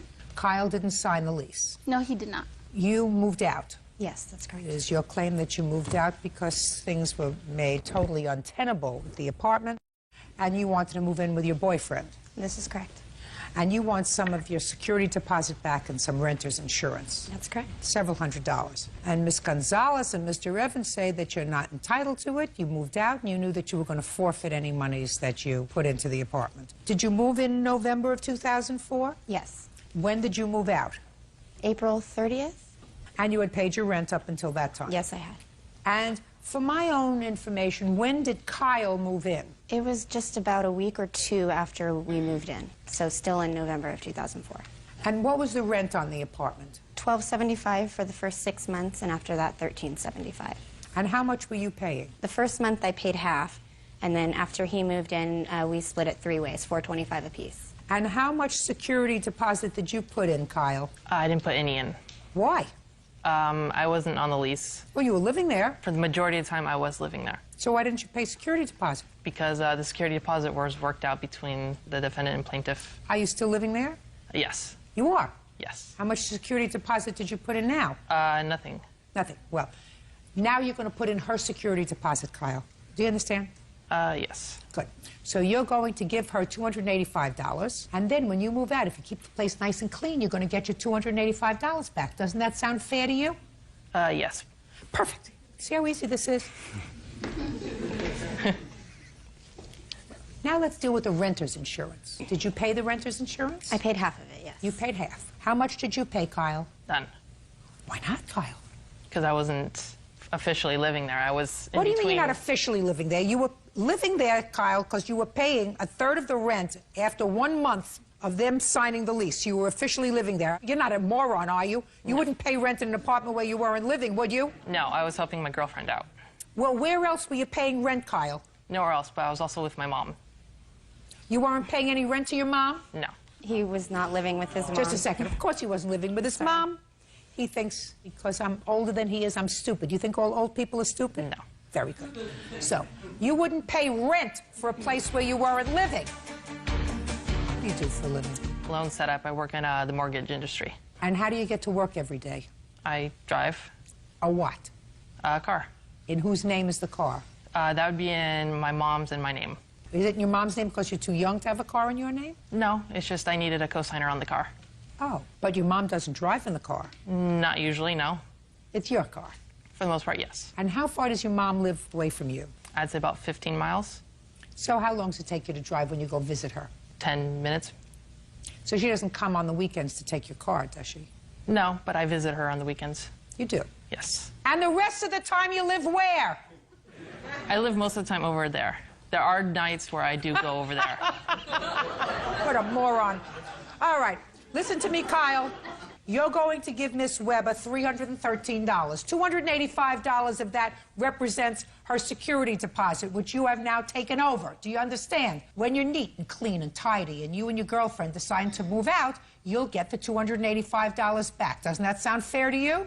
There was also damage I'm done. speaking. Does that sound fair to you? Yes. Then you have renter's insurance. Now, renter's insurance covers any property that may be in the apartment. How much property does she have in the apartment? At that time or right now? Now! None. How much property do you have in the apartment? A good amount, I believe. Good. Then the renter's insurance is going to help you out. Judgment for the plaintiff in the amount of $313. It's been delightful chatting with you. Thank you. Parties are excused. You may step out. Brenda Jones is suing her ex-boyfriend, Thomas Moses Jr., for bail money and a loan for attorney fees. Brenda says Thomas was arrested for allegedly assaulting his wife. All rise. Yes, case number 220 on the calendar in the matter of Jones versus Moses. Parties have been sworn in. You may be seated. Ma'am, have a seat. Miss Jones, you and Mr. Moses were in a relationship for a brief period of time, and according to your complaint, you made 2 loans to him. That's right. One involved some criminal restitution, and the other was a loan for an attorney so that he could start divorce proceedings. I assume that this is your wife. Yes, ma'am. And you are currently reconciled with your wife. And according to you, Miss Jones did not make loans to you. These were acts of generosity on her part, and there was no expectation that she was going to be repaid. Is that right, Mr. Moses? Yes, ma'am. Okay. When did you leave your wife? I left my wife November 22nd, 2005. 04. 04. But I would watch myself on the 22nd of November.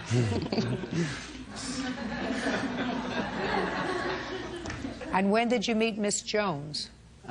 Met Miss Jones January the 2nd. January the 3rd. Where? I actually met her off the chat line. So you started to communicate with each other on the internet? Yes, ma'am. That is not true. Where did you meet? My car was broke down when I was coming out of the tanning bed at a strip mall, and he was coming out of a little place called Deals. And I asked him would he give me a boost. He said, yes, I don't have jumper cables. I said, I do. And he asked me, was I married? I said, no. Are you married? He said, no. And it kind of So took that's off. how you met? That's how we met. And then you started to communicate on the internet? No, we started communicating on the telephone. Is that right? Telephone come from the chat line, yes. And we actually met. That was our meeting place at Deals parking lot. Did you first meet her at Deal's parking lot, Mr. Moses, when she asked you for a jumper?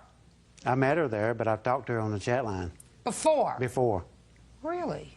Yes, ma'am. And when did you start speaking to her on the chat line? Probably December 30th. That is not true. So you're telling me 3 days later you met her at Deal's? Yes, that's when she wanted to meet. Right, so it's interesting. Okay. Now, when was the first time, Miss Jones, you gave him money?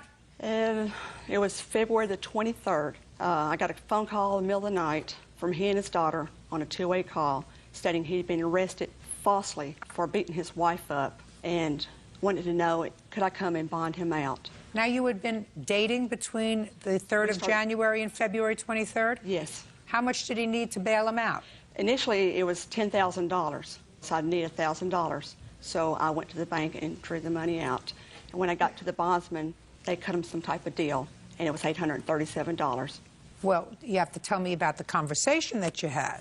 What did he say to you, and what did you say to him? On that particular night at midnight, he asked if I indeed would come and bail him out. He would be able to pay me that Friday. I believe that was on a Sunday.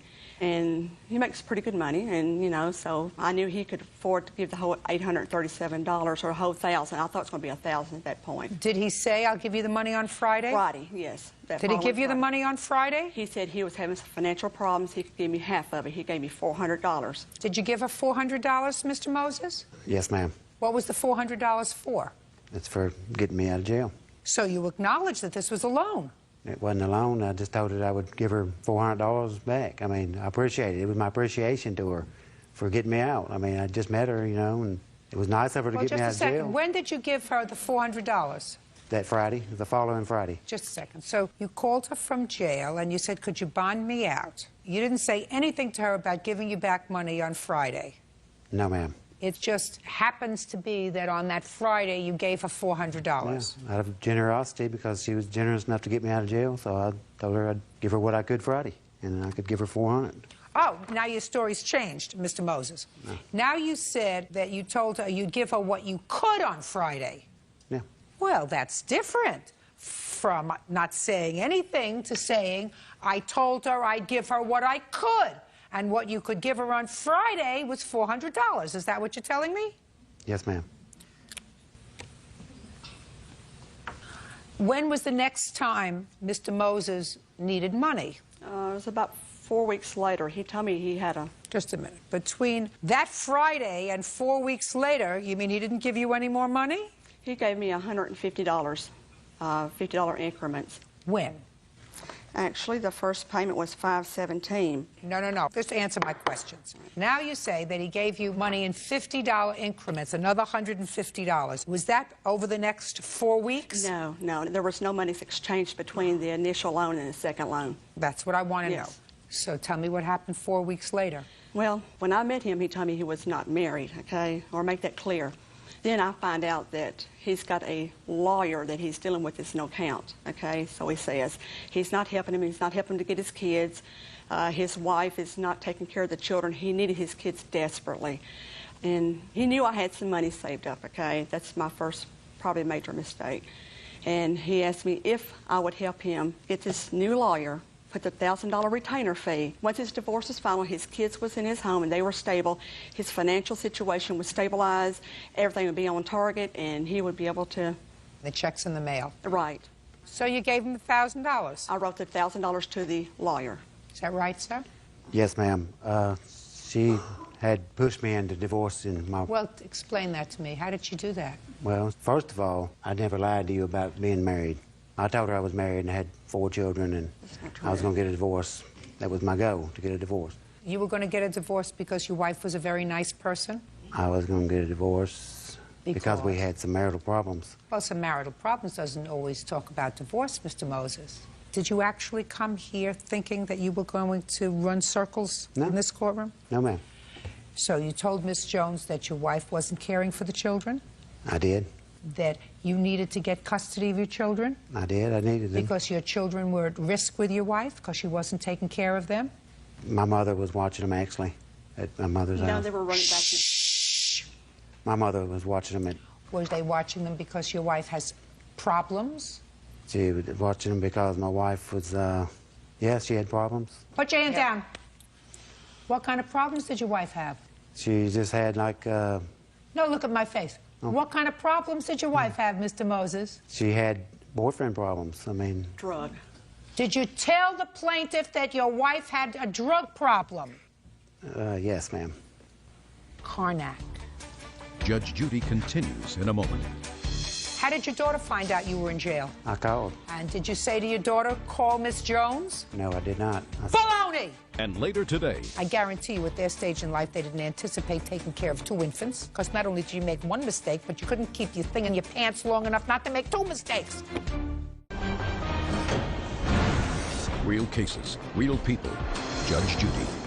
Brenda Jones says ex-boyfriend Thomas Moses Jr. owes for bail money and a loan to retain an attorney. Brenda claims Thomas lied about being married.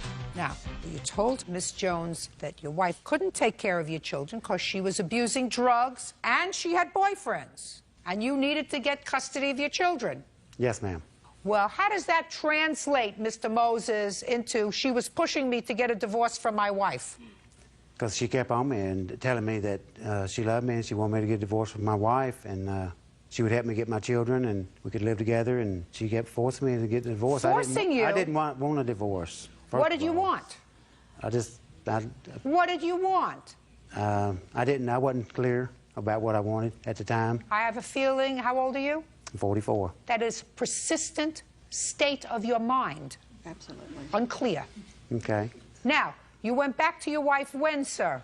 Went back to my wife on, I don't know. Give me a month. July the 22nd, just when I got a phone call from the wife. 7/22. Now, when you went back to your wife, sir, did your wife enter a drug rehabilitation program? No, ma'am. Then she's still using drugs. No, ma'am. Well, if one of the reasons you were having marital difficulties, sir, is because your wife was a drug abuser, and if she didn't enter a program, then she's still using drugs, unless you were lying to the plaintiff when you told her that your wife was a drug abuser. So which one is it?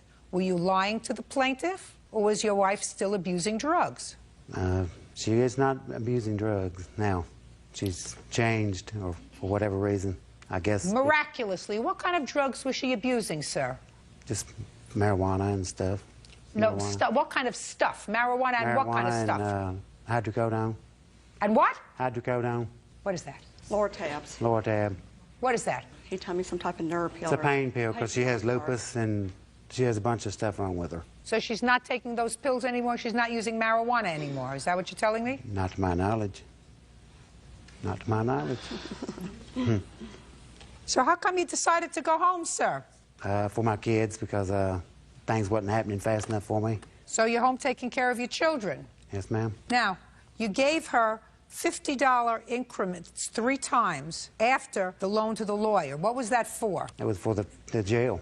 It was for the jail? Mm-hmm. For get me out of jail. So you were just being a nice guy then? That wasn't a loan? There was never a loan. I never asked Miss Jones to get me out of jail. Yes, you did. Yes, you did. You asked her to get you out of jail because otherwise she wouldn't have known that you were in jail, sir. No, my daughter called her. How old is your daughter? 18. How did your daughter find out you were in jail? I called. I called my house because my house... You called your house and you spoke to your daughter? Mm-hmm. And did you say to your daughter, call Miss Jones? No, I did not. Baloney! I did not. Listen, what's your first name? Tommy. Thomas. Slick Tommy, let me explain something to you. You don't take advantage of people and then just walk away. You clean up after your mess. You made a mess, you clean up after it. Bad enough that you involved this woman in your muddled mind, your 44-year-old bouillabaisse that you got going up there. But to take her money is unconscionable, sir. Unconscionable. You owe her $1,287. That's the remainder on the bail and the $1,000 for the lawyer that you, for some reason, decided that you didn't need because your children needed you, which is a very nice thing. You decided to go back to your wife for your children's sake. Very nice. I would suggest to you that it doesn't serve your children well if your wife is abusing drugs to live with her. And if your wife isn't abusing drugs, then you told this lady a fib. Because unless somebody gets into a program, if they are drug abusers, they don't stop. Goodbye. $1,287 is what you owe her. Parties are excused. You may step out. She really didn't give me a chance to talk like I wanted to talk. She knows a piece of you-know-what when she sees one. She still calls me all the time and tries to get me to meet her places. She just saw it go. I should have never left my wife. He took advantage of me, took advantage of my heart, and you know, that's the most harmful thing, I think. And now the next case. All parties in the matter of Thompson versus Frost. Step forward, please. Tracy and Steve Thompson are suing Tracy's son, 22-year-old Terry Frost, for a loan to buy a motorcycle, bail money, and impound fees. Mr. and Mrs. Thompson, this young man is your son? Correct, my son. Your stepson? Yes, ma'am. I gather you feel he's been a little bit irresponsible.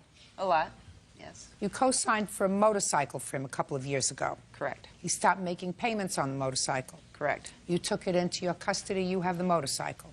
Correct. It was going to be repoed. So you made all the payments on it so far? Correct. When the bank called in regards to being repoed, our credit would be, you know, in bad jeopardy? Exactly. And so I asked TJ you know, why aren't you making payments? So then he said at tax time he'd be able to make up what I've already paid and take over payments at that time. But he didn't. Correct. Oh, so now you took a motorcycle back over a year ago. 04, correct. It's been sitting in my backyard. Okay. Who has the title to it? I actually got the title. I got it last month, and it's actually in his Great. name. Great. I have pictures of the bike, too, if you'd like to see it. I assume you've kept it in good condition? No, he actually didn't. He laid it down, and then it's like all dismantled, and apparently he blew out second gear. I don't know what all damage is to it, but... Okay. Have him sign this over to them, please. Your Honor, I really don't want the bike. Then you shouldn't have signed for him. You shouldn't have taken it back over a year ago. And you took it back over a year ago, madam. What you should have done is gotten it, sued him, and come to court immediately. You know, now what you have to do is you have to sell it, and if there is any shortfall between that and what you owe on the bike, you may be able to sue him again. But right now, you have to take the bike and you have to sell it. Now let's talk about the bail. You bailed him out again over a year ago. Yes. Tell me how that came about. He called one night. He had gotten a DUI, and I went down the next morning and bailed him out of jail. When was that? Late of 03. In 2003? Yes. So 2 years ago. Yes. When did you co-sign for this bike? In 2002. And what was he driving in when he had a DUI? Another car of his. Did you call them? Yes. Did you tell them you were going to pay him back for the bail? I just asked them to bail me out of jail. And they did? Yeah. Were you working? No. How'd you expect him to pay you back? Whenever he got a job.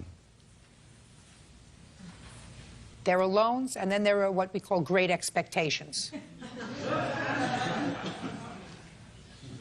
I would assume that when he called you and said, I'm in jail, come and get me out, you said, I'll be right down. Right? Not quite, but What did you say to him? I reluctantly went down. Right. Because you love her. No, actually, I was not going to bail him out because that was Oh, his that would have second been very time smart. out. I wouldn't have bailed him out. Well, and then he Maybe, felt sorry for him. And this then was in he bailed him out. 2003. How old are your children? 2 and 8 months. Oh, at least he might not have had one. He makes a lot of bad choices. Correct. Isn't that right, sir? I guess, yeah. What do you mean you guess? How old are you? 22. You're 22 and you have 2 children. Yep. And how old is the mother of these children? 21. And where does she live? With her mom. And where do you live? With my aunt. That sounds like a wonderful family. Now, you hesitated for a moment, Mr. Frost, when I said you've made some bad choices. Let me explain to you what you've done. In your short period of time, you've probably screwed up their credit. Are they rich people? No. Well, you stuck them with a motorcycle loan, right? Right. You stuck them with your bail, right? You stuck perfect strangers with taking care of 2 babies. That's your girlfriend's parents that she's living with. Mm-hmm. Right? Because I guarantee you at their stage in life, they didn't anticipate taking care of 2 infants. Because not only did you make 1 mistake, but you couldn't keep your thing in your pants long enough not to make 2 mistakes. And you say to me, you have a question as to whether or not you made mistakes? Yeah. You have a question? No. So you could have avoided the whole thing by saying, you know, I was a dumb kid. Okay. Dumb kids make dumb kid mistakes. They don't make babies. Right. Not 2. Who do you work for now? That's not a question that requires a lot of thought. You have 2 babies. For Thompson Tile Maintenance. You work full-time or part-time? Part-time, and I go to school full-time. Where do you go to school full-time? Davenport University. What kind of school? I'm going for medical. You want to be a doctor? Not a doctor. A nurse. Thank God. Do you see your grandchildren? I do now. There was a period that with this loan, I didn't see him for about 7 months or something like that. And then he had his second baby, and I ended up going to the hospital and seeing the baby. And, you know, he has since told me, you know, him and his fiance are paying off her parents some money. And I think he owes me this money for this bike because I don't want this bike. I want him to pay me for this bike because I didn't want the bike I think that morally he should do that. Yes. I just told you the legal result of what's going to happen here today. Right. If your son chooses to take the moral high road, that's up to him. You paying the maternal grandparents of your children some money? I'm not. My fiance is. For what? I don't know, whatever they loaned her. What do you spend your money on? He Baby gives it to stuff. her. Well, that's good. Right. No, I agree. That's She's good. a That's blessing. fine. She's a blessing. That's fine. Somebody's got to support these babies. She's a blessing. She keeps things straight. So you give her money? Yeah. How much? My whole check. And what do you give to your aunt? Nothing. Mr. and Mrs. Thompson, put a lock on your checkbook. Right? Yes, Done ma'am. did. Good. Goodbye. I use no excuse. You may step out. Motivational speaker Carolyn Boone is suing her former lover, Pepe Hibbert, for money loaned and storage fees. Carolyn says Pepe conned her.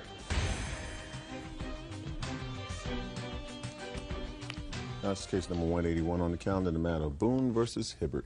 Parties have been sworn in, Judge. You may be seated. Ma'am, have a seat, please. Ms. Boone, you claim that Mr. Hibbert owes you for a series of loans that you made to him in order to help him relocate to another city. In addition, he stored his car or truck or SUV in your home, and you want him to pay storage fees for that. Okay. So you met, and at some point, he asked you out. You went out for dinner, you went out for a movie, you went out for a drink, you went out for something, or did he just initially ask you for money? No, it was a 3-day period, kind of a whirlwind romance, if you would. The way he got to my house was by telling me that he was interested in buying one of my cars that I had for sale, that he wanted to come see it. He also said he was a licensed mechanic and could check out this car I was test driving. He tried to get me to go out with him that night. You're talking too fast. Okay. I'm not interested in the social aspect, madam. Right. I'm interested. You met him on January 6th. When for the first time did he ask you for money? 3 days later, he informed me that the next day he would be moving to the state of Georgia to go to seminary. He said he needed money to get to seminary, that it was a big move, it was a long way away. I asked him how much. He said $2,000 or $3,000. So I told him that I would be able to loan him too. Normally, I don't walk around with that kind of cash, but I had just cashed a check from a sale of a business that my family owned. Had you told him about that? I had showed him a cashier's check for $17,500 from me to me. Oh, Miss Boone, I know. what a mistake. Yeah, I learned you don't do that. How much money did you give him? I gave him $2,000 in cash that day. The next day he said he... Your Honor, the fact of the matter is... Don't tell me what the fact, just tell me about the $2,000. Miss Boone wanted to get into a relationship with me from day one. Good. Well, start day one, January 9th. You took $2,000 from her, is that correct? She gave me the money as a down payment on my vehicle. Down? No. Oh, shh, shh, shh. Just a second. Just a second. Shh. Just a second. She gave you $2,000 as a down payment on the car. Yes, Your Honor. How? Don't say anything, Miss Boone. How much was the total price of the car? I told her that I was selling the car for $6,500. I'm going to ask you questions, so you're going to have to be really quick with your answers. No problem. Mr. Hibbert, No I want to problem, say Your something. Honor. You think you're smart? Between him and me, you're a kindergartner. I want you to trust me on that. And you don't want to appear foolish here, do you, Mr. Hibbert? No, Your Honor. Now, what kind of car was it that you were going to sell her for $6,500? A 1994 black BMW 325 IS, Your Honor. Salvage rebuild. Shh! Now, so she gave you $2,000 down payment. Yes, Your Honor. Did she ever purchase the car? No, ma'am. Okay. No, Your Honor. So you never gave her title to the car? I let her hold the title in good faith. I did not sign the back, Your Honor. Okay. Do you have the title back? She didn't want to give it to me back, Your Honor. Do you have the car? No, Your Honor. Where's the car? I sold it, Your Honor. How much did you sell the car for, and to whom? $5,000, Your Honor. To whom? To You're making it up as you're going along, Mr. Hibbert. No, Your Honor, I'm not. Yeah. It's to an individual in Atlanta, Georgia that I sold the vehicle to. Name? Her name is Yeah. I mean, I didn't know He her. doesn't get it. I don't know her. You told him. Right, I told him. You told him. I told him. Who are you ministering to, Mr. Hibbert? I want to know who you're ministering to, sir. Who am I ministering to? Yes, you're a minister, aren't you? Yes, Your Honor. I want to know who you're ministering to. Currently, no one, Your Honor. That's a very good thing, Mr. Hibbert. That's very, very good. Because the truth will set you free, Mr. Hibbert. Amen. Yes, Why didn't you give her back her $2,000? I called her up and told her I would give her $2,000 back. Oh, here we go. Good. She said, I don't owe her $2,000 now, I owe her $4,300. And she maliciously went to the church that's endorsing me. I don't care whether she went to a church or not. And they pulled my endorsement, and that's the reason why I called her. Oh, just a minute. You mean she went to your church and said he's got my $2,000? No, and that's not all she said, Your Honor. She said that I did sexual misconduct to her. She said that I took her $4,300 from her, and she said that I trespassed on her property. You're not supposed to take advantage of people, Mr. Hibbert, if you want to be a minister. I'm not taking advantage of anyone. Because in January, you should have sent her back her $2,000. In February, you should have sent her back her $2,000. You took her $2,000. Isn't that right? I loaned him more than that, and it wasn't Just a for second. payment. Listen, did you hear what I said to him? Yes. About giving me an upfront? Yes. All right. Did you have a discussion with him about buying his BMW? No, I've always driven hand-me-down Cadillacs that my father would give. I'm a Cadillac person. And I have a 2002 Cadillac that I'm buying right now. Okay. I loaned it to him to move to seminary. Whether it was a loan or whether it was a down payment on a car that he never came through with, he owes you the $2,000, right? Your Honor, when you go to a car dealership and you put a down payment on a vehicle and you do not continue to make payments, what happens, Your Honor? You took the car. They come and take the car from you, you, and you out of your money. You took the car to Yes, Georgia. Your Honor, I did, and she knew this up front. She knew that that's what I was doing. He doesn't owe you anything for storing his car in your carport. Okay, he said he was going to get it in 1 week. He came back 4 months later to get it. What I'm telling you is you could have gotten a tow truck to tow it out, send him a letter, say, if you don't get it out of here in 5 days, I'm getting rid of it. But that kind of favor does not turn into a contract just because you don't want the car. You don't want the car, they call the garbage man, let him take the car. You don't get storage fees. Do you understand? I understand what you're saying. Very good. Now, tell me what happened, sir, about this business where you were arrested for trespass. Once I found out that she went to the church and told the pastor these felonious stories, I then went to North Carolina to get my truck. Now, once I was at the mechanic waiting for my vehicle, the police roll up and arrest me and take me to jail, saying that they have... Can I see a copy of the complaint? Yes, Don't Your raise Honor. your hand, Miss Boone. Right here, there's the warrant for arrest, and here's the court where they dismissed, gave me a not guilty charge on that, Your Honor. That's not what it was about. Okay. Date of the offense, it says here, was February 6th, 2005. What happened on February 6th, madam? We had a big argument. I was telling him to leave. He would not leave. The only way I finally got him out was to say, okay, I'm leaving. We're both going to walk out. And we did. I'm not getting the trespass, madam. Okay. They informed me that the magistrate... Don't tell me what the magistrate... Okay. I'm asking you, what conduct of Mr. Hibbert's did you complain about to the police? He was blocking my door, and it was pretty scary at the moment. It was making me anxious. And then, listen to me, subsequently, the same night, you got back together again. Yes. Was there any other conduct by Mr. Hibbert after that, where you told him to leave, he was blocking the door, and he didn't leave, that you reported to the police by way of the trespass? No. That was it? Yes. And when did you report that to the police? The day that I filed the monetary charges, he was already in custody. And that day was May 27th, I think. Right. Okay. It was May 27th. So what you're telling me is you had this argument on February 6th, wherein you fought with him because he didn't come back. He was supposed to come back, and he blocked the door, and that was a trespass because you were told him to leave. You ultimately both left together, and then later that night you reconnected and got together. Yes. You didn't report that to the police February 6th, 7th, 8th, 9th, the month of February. Right. Month of March, you didn't report it to the police. March, April, May, you didn't report it to, you reported to the police 4 months later. That's what you're telling me? Yes. You just lost your $2,000.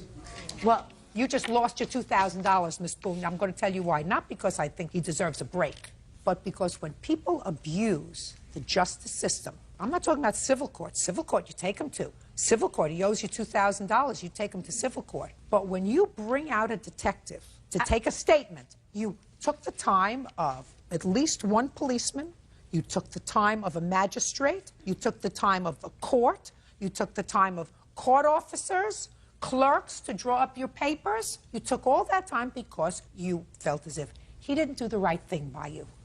and you were going to get him good. No. You weren't just going to get him for the $2,000. You were going to get him good because that's not a trespass, madam. The magistrate advised me to do it, and it was... Oh, listen to me. That's baloney.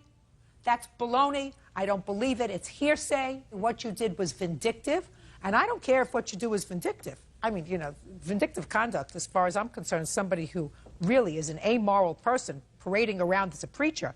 That you can be as vindictive as you like, but when you abuse the justice system, that's something that I won't tolerate.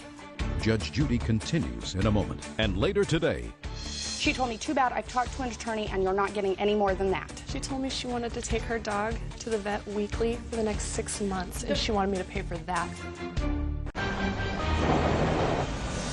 real cases, real people. Judge Judy. Carolyn Boone says former lover Peppy Hibbert owes for a loan and storage fees. Peppy is countersuing, claiming Carolyn had him falsely arrested for trespassing. You weren't scared, madam, of him, frightened of what he was going to do between February 6th, when he locked the door, and later that evening when you got back together. Now, when you say you got back together and reconnected, do you want to tell me what that means, Mr. Hibbert? Does that mean that you went out for dinner together? Does that mean you had a drink together? Does that mean that you were intimate together? What does that mean? I've never been intimate with this lady. Okay. What does it mean when you said to me you got back together? We got a hotel room and stayed there. Yeah, all right. Okay, So what you're telling me is after you got a hotel room together, you decided to tell somebody in the justice system that he trespassed on your property on February 6th. To her. All right. Well, I'm not interested in it. You just lost your $2,000. Sir, and you just paid her $2,000 on your counterclaim. Do you understand? That means you get exactly what each of you deserve. Nothing. Goodbye. That's all. Parties are excused. You may step out. He's reaching for straws to try to get out of paying me the $4,300 that I loaned him. I continually told her I wasn't interested in having a relationship with her. He's trying to get me back. He's saying I ruined his career. And then when she saw that I was standing strong to not wanting a relationship with her. But it'll be brought to light, not here in this forum, but ultimately it will be brought to light. She then decided, okay, let me maliciously try to ruin this man. And now the next case. All parties in the matter of Crowther versus Moore. Step forward. Shelby Crowther is suing her neighbor, 24-year-old Cody Moore, for vet bills. Shelby says Cody's 6-year-old son, Caden, threw her dog in the air and broke his leg. According to your complaint, Miss Moore's little boy, this 6-year-old, was in your backyard where your dog was playing. He was invited over by your son, who is a couple of years older. How old are you? 8. Stand up next to your mother. I have a few questions for you. Tell me your name. My name's Cody.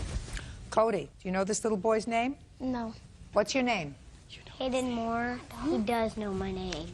Caden Moore. Yeah, when we were at daycare. Caden. Order. Okay. Is he your neighbor? Yes. Remember that day when your dog got injured? Yes. You remember? Yes. You have to answer my questions. Were you playing in the backyard? Yes. Did you invite him to come over in your backyard? No. Did you offer him a lollipop? Yes, but I put it through the fence. Did you offer him a lollipop? Yes. And did he take the lollipop?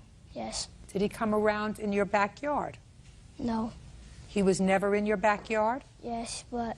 How did he get there? Climbed the fence. And what happened when he got there? He started playing for a little, then he picked Gizmo up and threw him up in the air and broke his leg. What did you say to him when he did that? Nothing. What did you do? I picked up Gizmo. And where did he go? My mom told him to go back home. And he did. And you took your dog Gizmo to the doctor? Correct. And he had a broken leg? Mm-hmm. Right. And you want Miss Moore to pay for the vet bills? Correct. I'm listening. I did not become aware of the situation until she had come over to my house to let me know what was going on. I talked to my son, and he said that her son told him that if he'd climb the fence, that he would give him a sucker and they could play. So he's over in the backyard? Mm-hmm. And my son did say that he picked up the dog, that her son asked him to put the dog down, and my son did that. However, he did not throw her dog at all. Well, how do you think the leg got broken? I believe that he did drop her dog. A dog that weighs 4 pounds has a leg like a toothpick, so I'm sure it did break. That's, okay. I believe that. So either way, whether he dropped him or threw him. I offered to pay the bills. I gave her my cell phone number. I asked her to please call me when the dog was done so that I knew what was going on. She's my new neighbor. I just moved in. So what was the problem? The problem started when she tried to press criminal charges on my child. No, And what that's actually happened- in the police report that I have with me. She had told the police a completely fabricated story. The police Well, came... what did you do after the dog? You took the dog to the vet. After I picked the dog up, went in the house, and immediately went over to her house. My husband held the dog for me. I went over to her house and explained to her what had happened. She told me that's not possible. Her son was in his bedroom unpacking. No, I said that is not true. He was just in my backyard, and I told him to go home. Okay, well, maybe she didn't know that. We went into the backyard. He wasn't in there, so he was in the garage. And she asked him, and he said yes, he did pick the dog up and drop the dog. Okay. And I told her, I said, you're going to be responsible for these vet bills. I said, I don't have the money. She looked at me and said, well, I'm a single mom, so maybe it's best to put the dog to sleep and I will buy you a new one. I immediately looked at her and said, that's not how this works. This is my dog. I mean, he's my baby. We're not going to put him to sleep. Did you go over there, Miss Crowther, angry? No, I did not raise my voice at her. You don't have to raise your voice. I was upset. I was bawling. Okay. I was upset. Okay. I mean, I can imagine that you were upset, and I can imagine that you were not calm when you spoke to her. You may not have been screaming at her. You may not have been cursing at her. I don't know. But I assume, based upon just the way you phrased it to me today, that you did not go over there in a neighborly-like way. Right. Well, that was wrong. This is not something that's done maliciously. Right. So then you should have taken it down a notch. Right? Right. You owe her an apology. I'm sorry if I upset you. You should have taken it down a notch. She didn't do anything. Right. I didn't become enraged until she told me to put my just dog a second. to sleep. Enraged is a relative term. If you went over there and you say, gee, that was just a real bad accident, I think that your little boy was responsible for my dog's broken leg. Right. You know, I'm going to take the dog to the vet. You know, we're going to be able to handle this. That's one way of putting it. Another way of putting it is to go over there with screaming mimis on, you know, because your dog is injured. I got it. But I think, at least with her, you overreacted. She said she'd pay the vet bill. What's the vet bill? Well, the problem is... She said she'd pay the vet bill. What's the vet bill? $364.25. That's a hefty bill for her to pay, but if she said she would pay it, it's her responsibility, and she's going to take care of it. Did you call the police? Yes. Why? Because I was informed that I had to have a police case number in order to file a civil claim in court. Well, I don't know who's giving you legal advice. Certainly not any reputable person I know. You don't need a police report in order to file a small claims case. I don't understand if I said I would pay it, why she would have to file a small claims case. I have no idea. I have no idea. She was only going to pay the initial bill. She told me she would not pay to have the cast removed. She flat told me, I'm only going to pay the $299. And I says, what about the remaining cost? She told me, too bad, I've talked to an attorney and you're not getting any more than that. Actually, she told me she wanted to take her dog to the vet weekly for the next 6 months, and she wanted me to pay for that. The vet required that he come in every week to have the cast looked at so that it didn't get infected or anything happen. The whole bill was $364.25. Judgment for the plaintiff, $364.25. When you have a new neighbor, you try to handle things reasonably. She seems like a nice lady. Now you're at odds with each other and you share a backyard. That's terrible. And you have two kids who would probably play very nicely together. You know, they're two nice little boys. See if you can go have a cup of coffee together. It would probably be a very good idea. You're going to live there for a long time? Plan to. All right, so you got off to a bad start. See if you can make it better. Okay. You'll be happier. That's all. Thank you. Parties are excused. You may step out. 21-year-old Sarah Ali is suing nightclub owner Dan Dugan for medical bills and pain and suffering. Sarah claims she was punched in the face by one of Dan's bouncers. Order. All rise.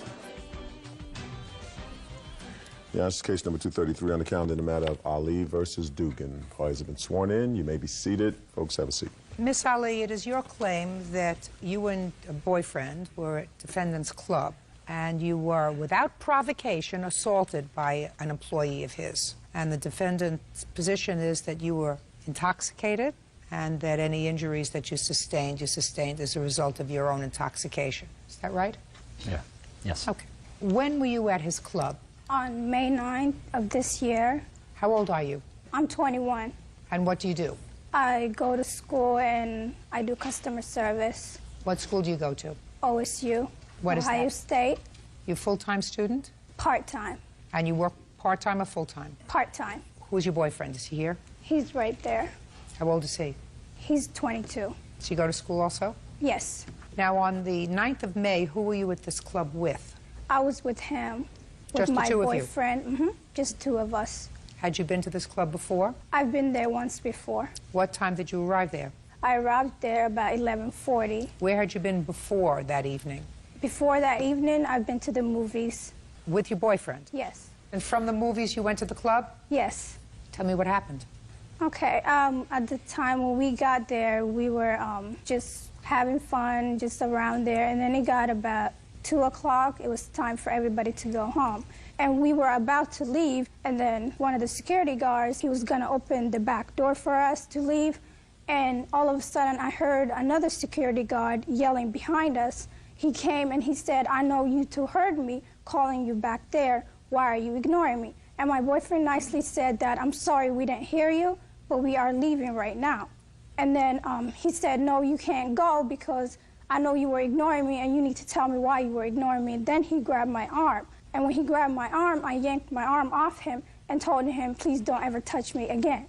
And as soon as I said that, he must have got mad and he grabbed both of us and just pushed us against the wall real hard. Shh, don't say anything. When he pushes against the wall real hard, like it hurt my back. And then all of a sudden it happened so fast that he hit me and I must have dropped because I don't remember exactly what happened. I heard noises, but I couldn't see. I remember my boyfriend grabbing me. When he grabbed me, we were pushed out from the back door. And then we heard all noises and I heard my boyfriend call the police and the ambulance for me. And then when the cops arrived, he asked us what happened. And when my boyfriend tried... Can I see the police report? Sure. Is the security guard still in your employ? No, ma'am, he's not. What's his name? I know him as Big Ant. Big Ant? Yes. How long did he work for you? It's perhaps a year or so. Well, Mr. Dugan, you pay your employees on the books? Sometimes. Did you pay Big Ant on the books or off the books? Look at me. Yes, ma'am. On the books or off the books? He was paid cash at the end of every night. I do not know if he reported it. Well, I'm just asking you because if you paid him on the books, then you'd have to have a name other than Big Ant. Yes, ma'am. You thought this was going to be easy? No, ma'am. It's not going to be easy. Yes, ma'am. Because you weren't there that night. No, I wasn't. And you don't know what happened. Hopefully... I was home with my pregnant wife, who was 2 weeks away from giving birth, ma'am. Listen, they're good for you. Thank you. And I hope everything turned out okay. But right now you have this gentleman who I assume wants to tell me what he saw because he was there that night. Is that right? Yes, ma'am. You'll be up there in a second. I want you to make sure you got it all straight in your head. You understand? Yes, Your Honor. Any other reports that you have? No, ma'am. I have some pictures of the incident that I would like to see my them. eye. You were treated at the hospital for my eye. You had a laceration under your eye. According to the police, somebody socked you in the eye. Right. Is that the only injury that you sustained? Yes. Tell me your name. Troy Jones. On what date did Big Ant terminate your employ? As of that night. Not heard from him since. When you say as of that night, is that because he didn't return to work on the 10th? Or because you told him not to return to work on the 10th? He left before the police arrived, or when the police arrived. And you know that from this gentleman? He and other employees. Why did Big Ant take off? I have no idea, Your Honor. All right. Mr. Jones, how long have you been in Mr. Dugan's employ? On and off for about 5 years. In what capacity? I work with the bands that work there on a particular night, specifically Sunday nights. What do you mean you work with the bands? I'm also a member of the band also. How many hours were you working that night? I usually arrive at the club early, about 8 o'clock, and then the band usually starts performing anywhere between 10:30 and 11 o'clock at night. When you're playing with the band, do you have any alcohol? No, I don't drink at all. Tell me what you observed on the 9th of May.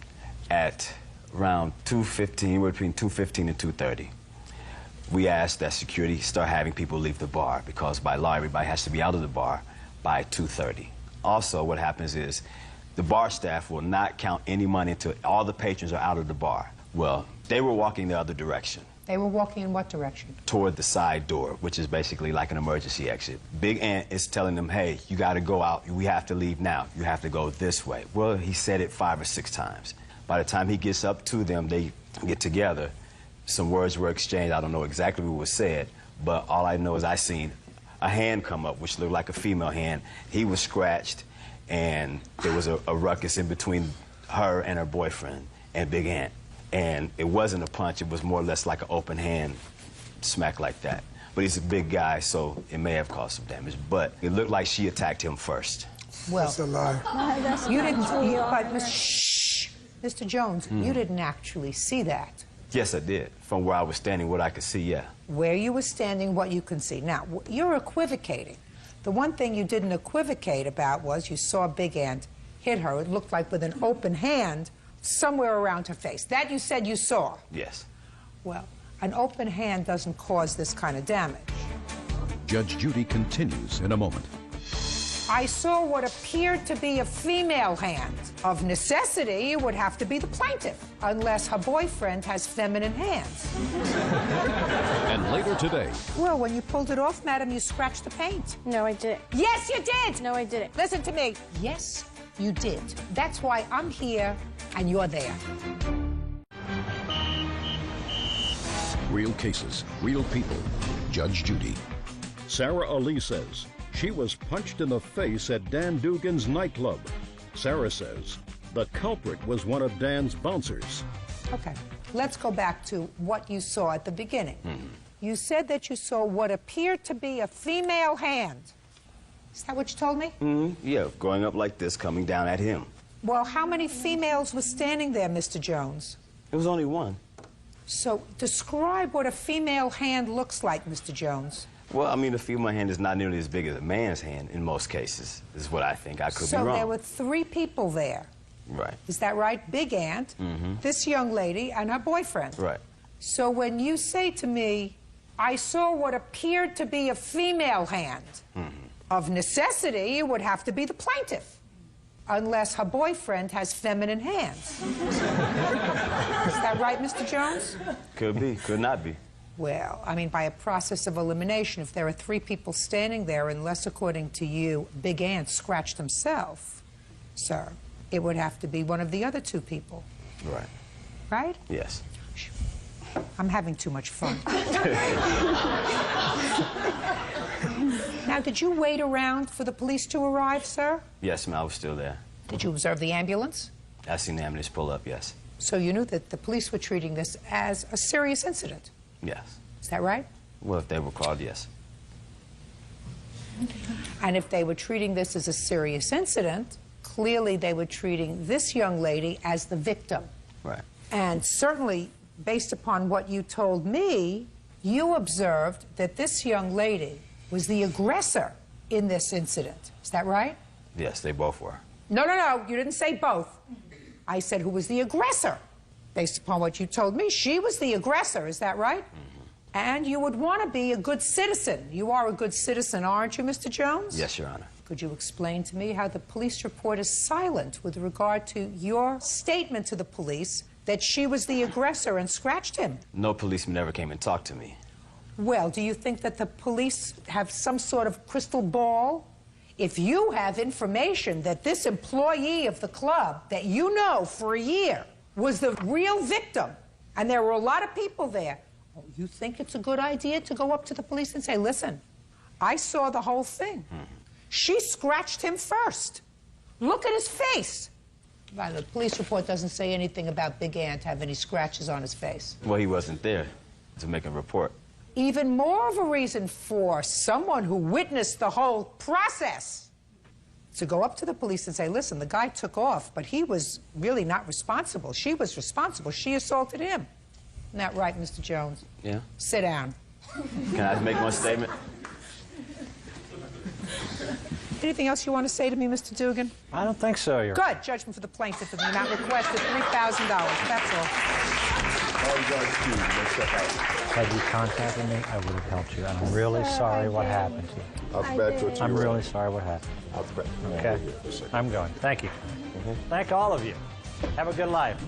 She rendered her decision as she saw fit.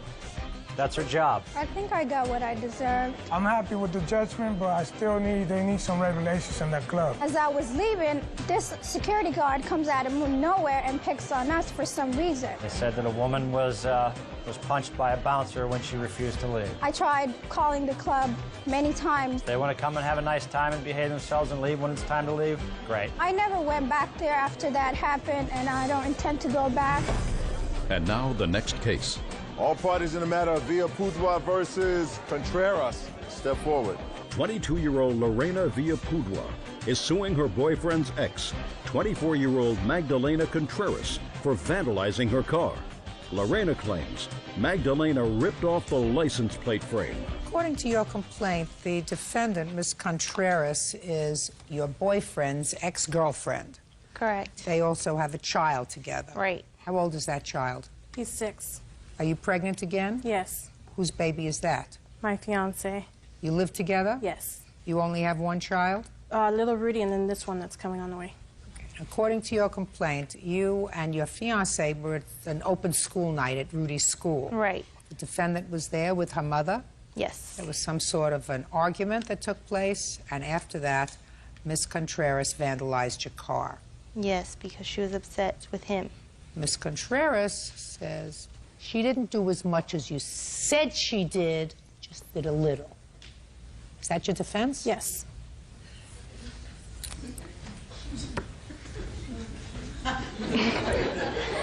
Ms. Contreras, that's almost like being a little bit pregnant. It doesn't happen.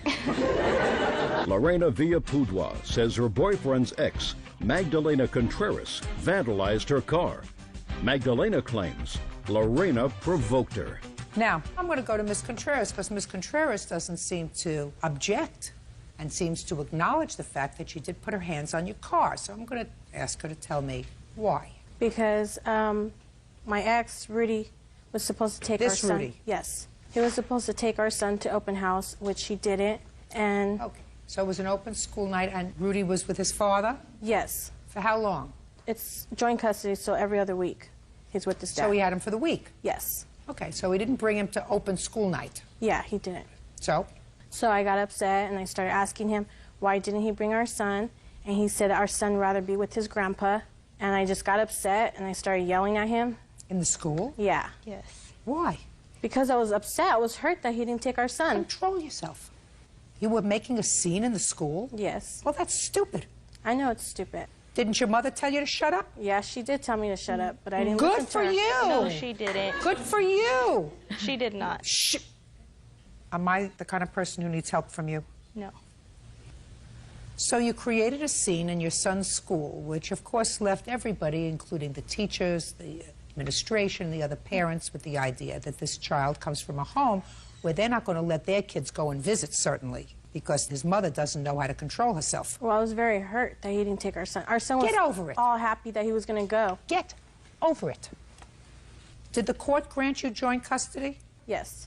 If the court granted you joint custody, then the court clearly had to say, I think that both of these parents are responsible enough to take care of this child an equal amount of time, that they're two good parents, and they made a judgment that he was as good a parent as you were. So that if he's with his father and his father decides not to bring him to open school night, that's none of your business.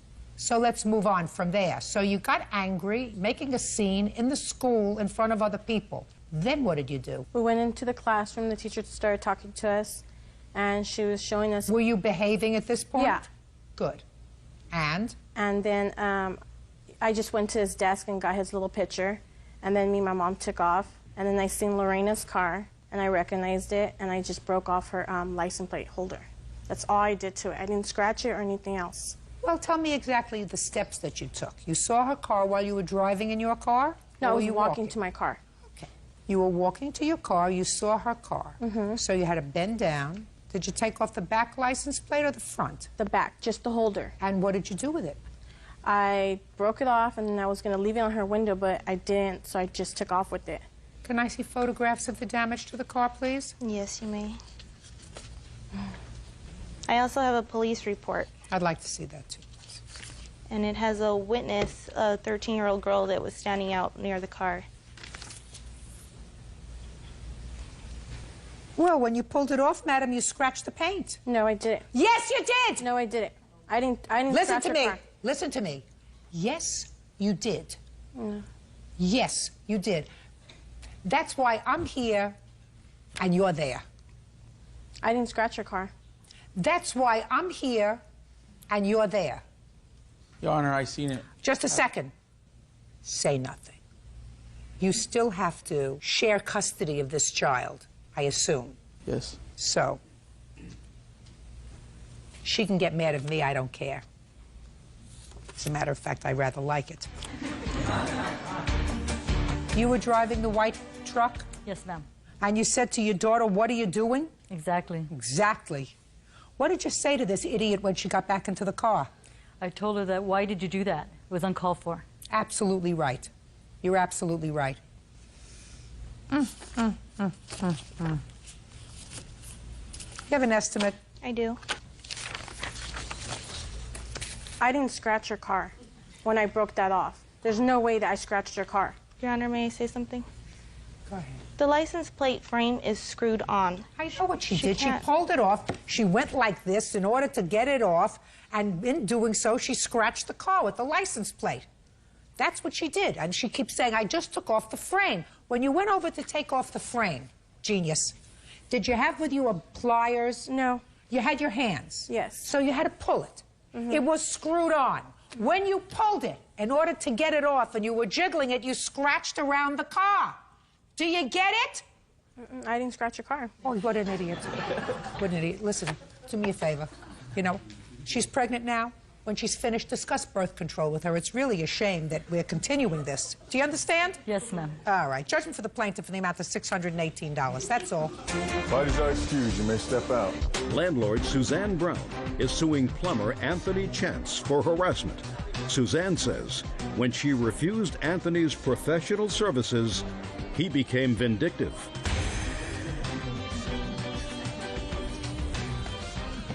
Yeah, this is case number 263 on the calendar in the matter of Brown versus Chance. Parties have been sworn in, Your Honor. You may be seated. Have a seat. Miss Brown, you own a building. Yes, I do. And one of your buildings had a leak. According to your complaint, you looked in the yellow pages and you found a plumber, the defendant, and asked him to go over and take a look and see what the problem was. So far, is that about right? That's right. He went over there and he called you and he told you what he thought the problem was and what it would take to fix it. That's correct. You paid him for his service call. You eventually found somebody else to fix the problem, paid him less money. And it is your claim that because Mr. Chance was angry that he didn't get the job, he harassed you in a vindictive way by going over and frightening your tenants, telling them that things were dangerous as a result of the shoddy workmanship that was being done in their building. Now, when did you have a leak in your building? That was July 17th. Who had a leak in their apartment? Terry James. Step up. Miss James, tell me what happened in your apartment on the 17th of July. I had a leak by the bedroom window. Near the bedroom window? Yeah, down by the floor, by the baseboard. Had it been raining that day? Nope. But the lawn man had watered and watered and watered, and he had forgot to leave the water on. So it was clear water that was coming through? Yes. And you called the landlord? Yes. All right, is that what brought you to the apartment, Mr. Chance? No, it's not. Well, what brought you to the apartment, sir? Well, Suzanne Brown gave us a call on the 17th, and we went out to the property and did an inspection of the property. When we entered the tenant's unit, we found that the tub was full of sewage. There was about... That's a lie, Your Honor. Shh, just a second. The bathtub? The bathtub was full of sewage? Was full of sewage. Is that right? No, not full of sewage. Is that right? That's a lie. That's a lie. There was no sewage in the tub at all. He wasn't even the man that came out. The man that came out, he ain't even here, I guess. Really? The man that came out walked around the house, went around to the front, got on the phone and called this man. Did he come at that point? No, he didn't. He never showed up. He showed Not up. that day? No. Is that right, sir? I was there on the 17th of July. I did not go in her unit. But Just a minute. So you didn't go into her unit? I did not. So you didn't see anything in her unit on the 17th of July? I saw sewage all around the perimeter of the outside of the building. You did not go into her unit on the 17th? I did not. Good. Do you have a copy of the receipt that you got? Yes, I do. From his company? He sent that to me. Okay. They say that in the front unit, they have water standing in the tub. Someone has inserted the word sewer water standing in the tub in this. This is the way you received it? Exactly. Okay. Now, when did you call somebody else? On what date? I had actually called, there's a plumber that I always use. I had actually called him. The problem was that when I found out about the leak, it was a Sunday, and he wasn't available, and I wasn't sure how big it was, and I wanted to fix the issue. Is this your regular plumber? Yes. Sit down. Step up, sir. Tell me your name.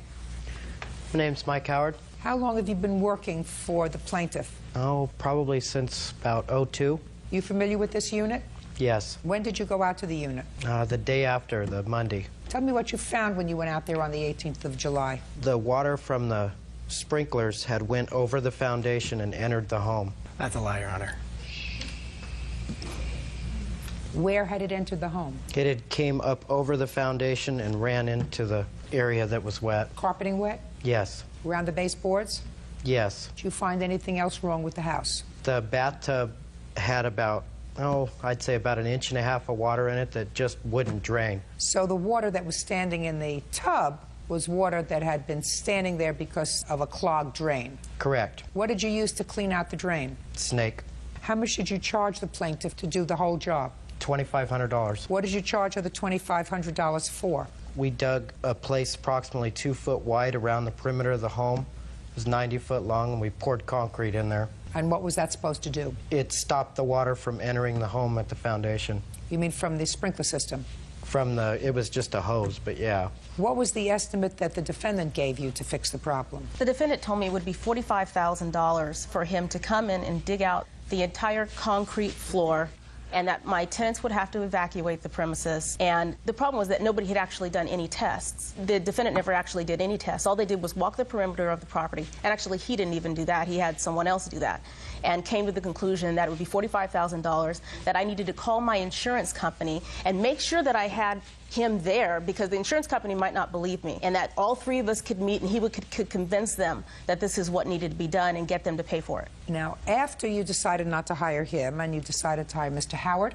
Correct. Tell me what you claim he did to harass you and your tenants. Well, on that Monday, when he had gone out and he had started working on it, when I came back that night, I had received numerous calls from Terry James, and I had 2 messages from Tony Chance. The first one said, I tried to run your credit card for the $69 service charge, and either you gave me the wrong number or I wrote it down wrong, and you really need to give me a call as soon as possible, otherwise we're going to have problems. The second message I got said that, I still haven't heard from you. You must be avoiding me. And by the way, I happened to go out to the property today, and I saw that you had some repairs going on there.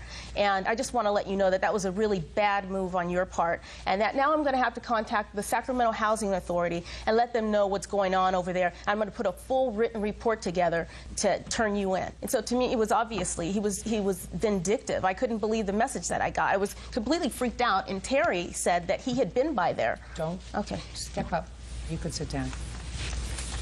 Did Mr. Chance come back to the house? Yes, he came back on Monday. He spoke to you? Yes, he did. What did he say to you? Oh, my God. What is this? You mean to tell me they put concrete around the house? The sewage problem is not done. The pipes is busted. You guys are going to die. You guys need to get out right now. You guys should vacate the place. You guys mean to tell me you're not out of there? And then he came back on Tuesday and scared my son. Had my son all upset. Talking about we should have been out of there. We going to die. We go to sleep. We going to die. We should have been moved out of there. Okay. Since July 18th or 19th, have you had any other problems in your home? No, I haven't. Any other water? Nothing's wrong. Are you friendly with the other tenants? Yes, I am. Very friendly. Anybody else have any water problems that you know of? Nobody has any problems on the property. I guess you were wrong. I don't think so, Your Honor. I guess you were wrong. Judge Judy continues in a moment. So I'm asking you, what tests did you personally do? Make sure you give me an answer that I'm going to be comfortable with, Mr. Chance. And later today. And it never dawned on you to take the rest of the money and give it back to them. They didn't ask for it back. Insurance isn't supposed to make you rich, madam. Real cases, real people. Judge Judy. Landlord Suzanne Brown says plumber Anthony Chance harassed her and her tenants after she refused his professional services. Did you write a report to any housing authority with regard to what you found? No, I did not. Ms. Brown says that that's what you threatened to do. Is that what you threatened to do, Mr. Chance? I never threatened to do anything. Did you indicate that that's what you were going to do? No, I did not. What did you say? I said specifically that I had already called the health department due to the fact that there was still a dangerous issue out at her property. When had you called the health department? I called them Monday night when I drove by the property and saw that concrete had been poured over the top of the sewage on the outside of the building. Mr. Chance, but you were wrong, sir, because we've had 5 months since you were there. And no problem. They've taken care of the symptoms, but the problem still exists. And the problem with the property that they have there is the drains underneath the footing were leaking substantially and had been that way for a long time. What tests did you do specifically? What tests did you do on the 17th when you were there to test that? I've got phone records with me showing that I was on my phone with my service tech who was on the job. What tests did you do? Not your technician. If you call the health department, I would say that you don't rely on a technician. You go out there yourself before you make the call. I did. The very next day. So I'm asking you, what tests did you personally do? Make sure you give me an answer that I'm going to be comfortable with, Mr. Chance. I personally didn't do any tests. That's what I thought. Now, did you ever give Miss Brown a quote of $45,000 to fix the problem? No, I did not, Your Honor. Did you ever say to Miss Brown that she should contact her insurance company? I may have mentioned that, yes. And that you should be there when the insurance company adjuster comes to look at the problem? I advised her that that would be a good idea. And are you telling me that you didn't give her a ballpark figure about what the problem would cost to rectify? No, I didn't, Your Honor. I told her we needed to do tests to determine where the problem was at. Oh, so if you're telling her you needed to do tests to determine where the problem was, why did you call the health department? Well, we knew that there was a problem. We didn't know which bathroom was leaking or where the problem was at underneath the slab because the whole area underneath the house was saturated with sewage. What made you think, sir, that the whole area under the house was saturated with sewage? Because my technician went into the other unit, the back unit, and ran a sink for 20 minutes, and the water proceeded to come up in the carpets in the front bedroom of the front unit, which indicates a backed up sewer main. And you think that that just happened once, sir? I went by the job on Sunday night. Yeah? Because Suzanne had agreed to meet me there Sunday night. Yeah? And I was sitting in front of the property. I did not go in either of the units, but I saw the sewage around the perimeter of the building. I sat there for maybe 5 minutes, and then Suzanne called me and said, "I'm sorry, but something's come up. I can't meet you. I'll have to do it on Monday." So I left the property, but at that point, I was able to witness the wet sewage all the way around the outside footing, and it definitely was. What made you think it was wet sewage, sir? Based on the description that my technician gave me while he was in the home. Mr. Chance, you want to know what I think, sir? What?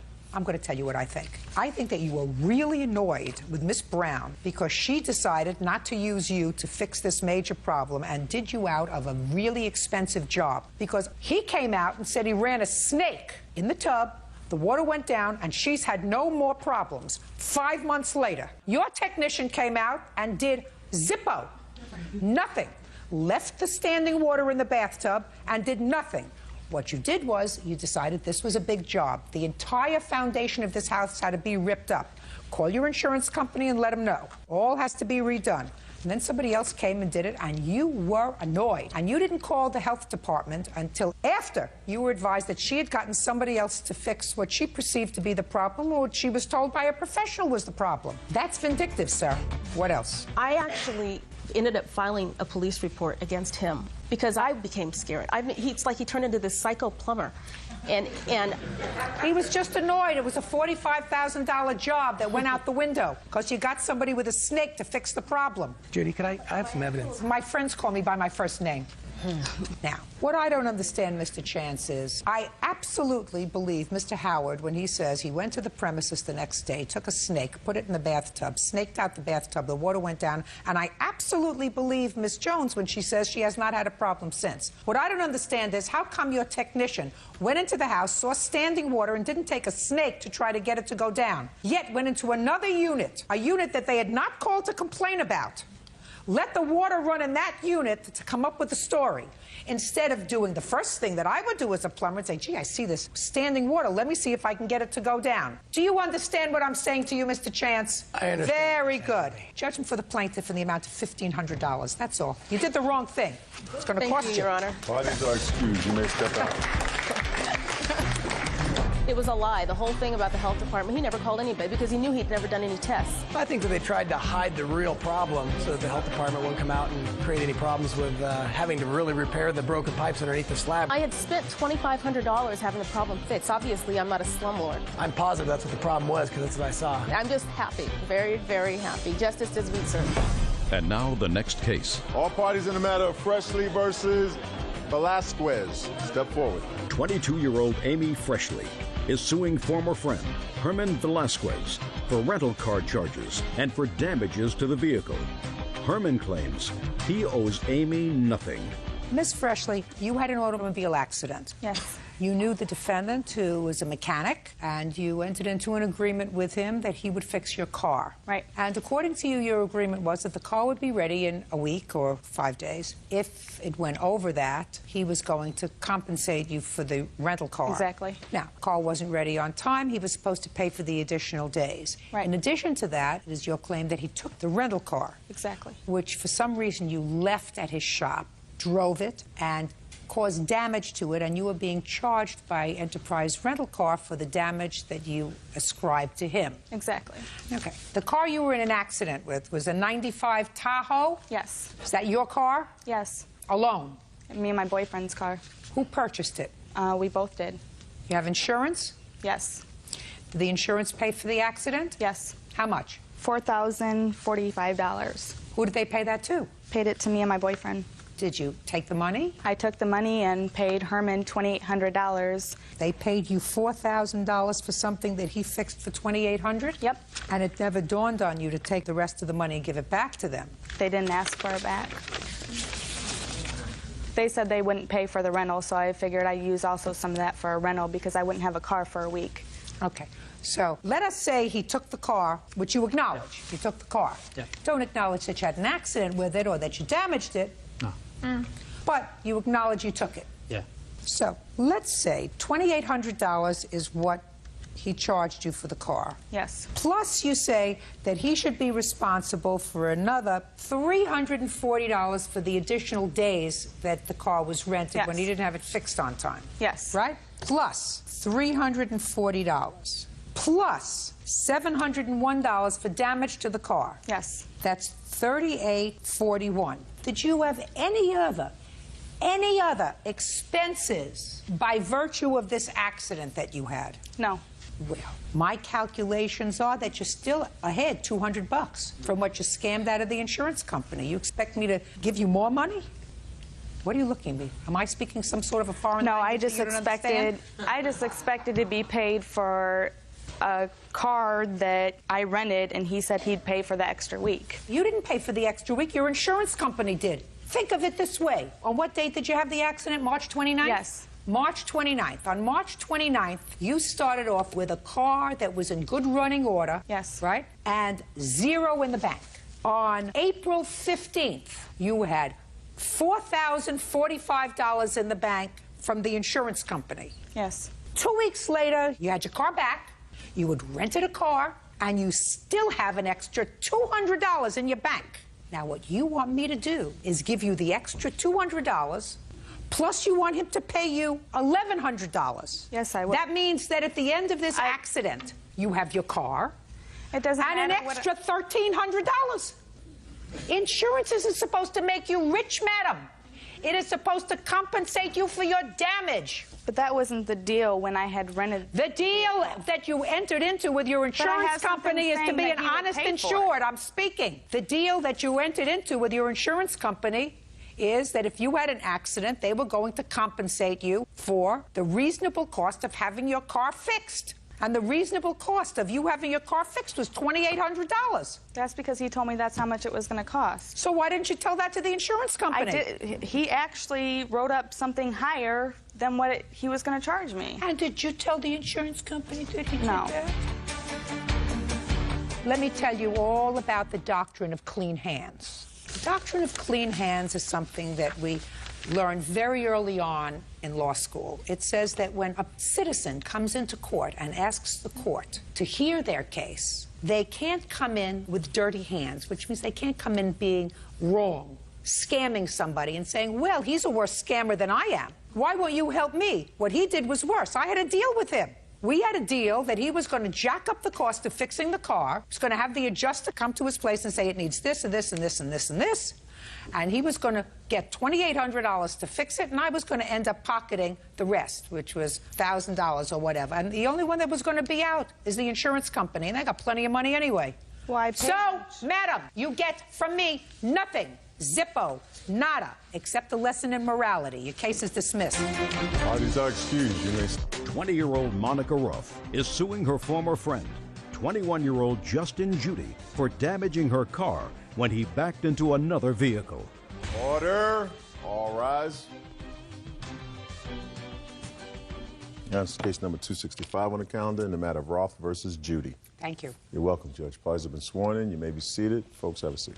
Ms. Roth, it is your claim that you were at a party, the defendant was at a party, he moved your car, and he did so without asking you, and he dented it. The defendant says that it was you who were drunk, moved your own car, and dented it yourself. That's your defense, is that right? Yes, ma'am. Okay. Was this party at your house? Yes, it was, ma'am. How many people did you have at the party? 20, 25. How old are you? I'm 20, going on 22, 21 right now. Well, hopefully, if I let you, you'll be 22. Right now, you're 21. Is that right? Yes, ma'am. Who do you live with? I live with my witness here and another person. So you have two roommates? Yes, ma'am. What kind of work do you do? I'm in construction. What night of the week was this? July 9th. I think it was a Friday night or, yeah, Friday night. Okay.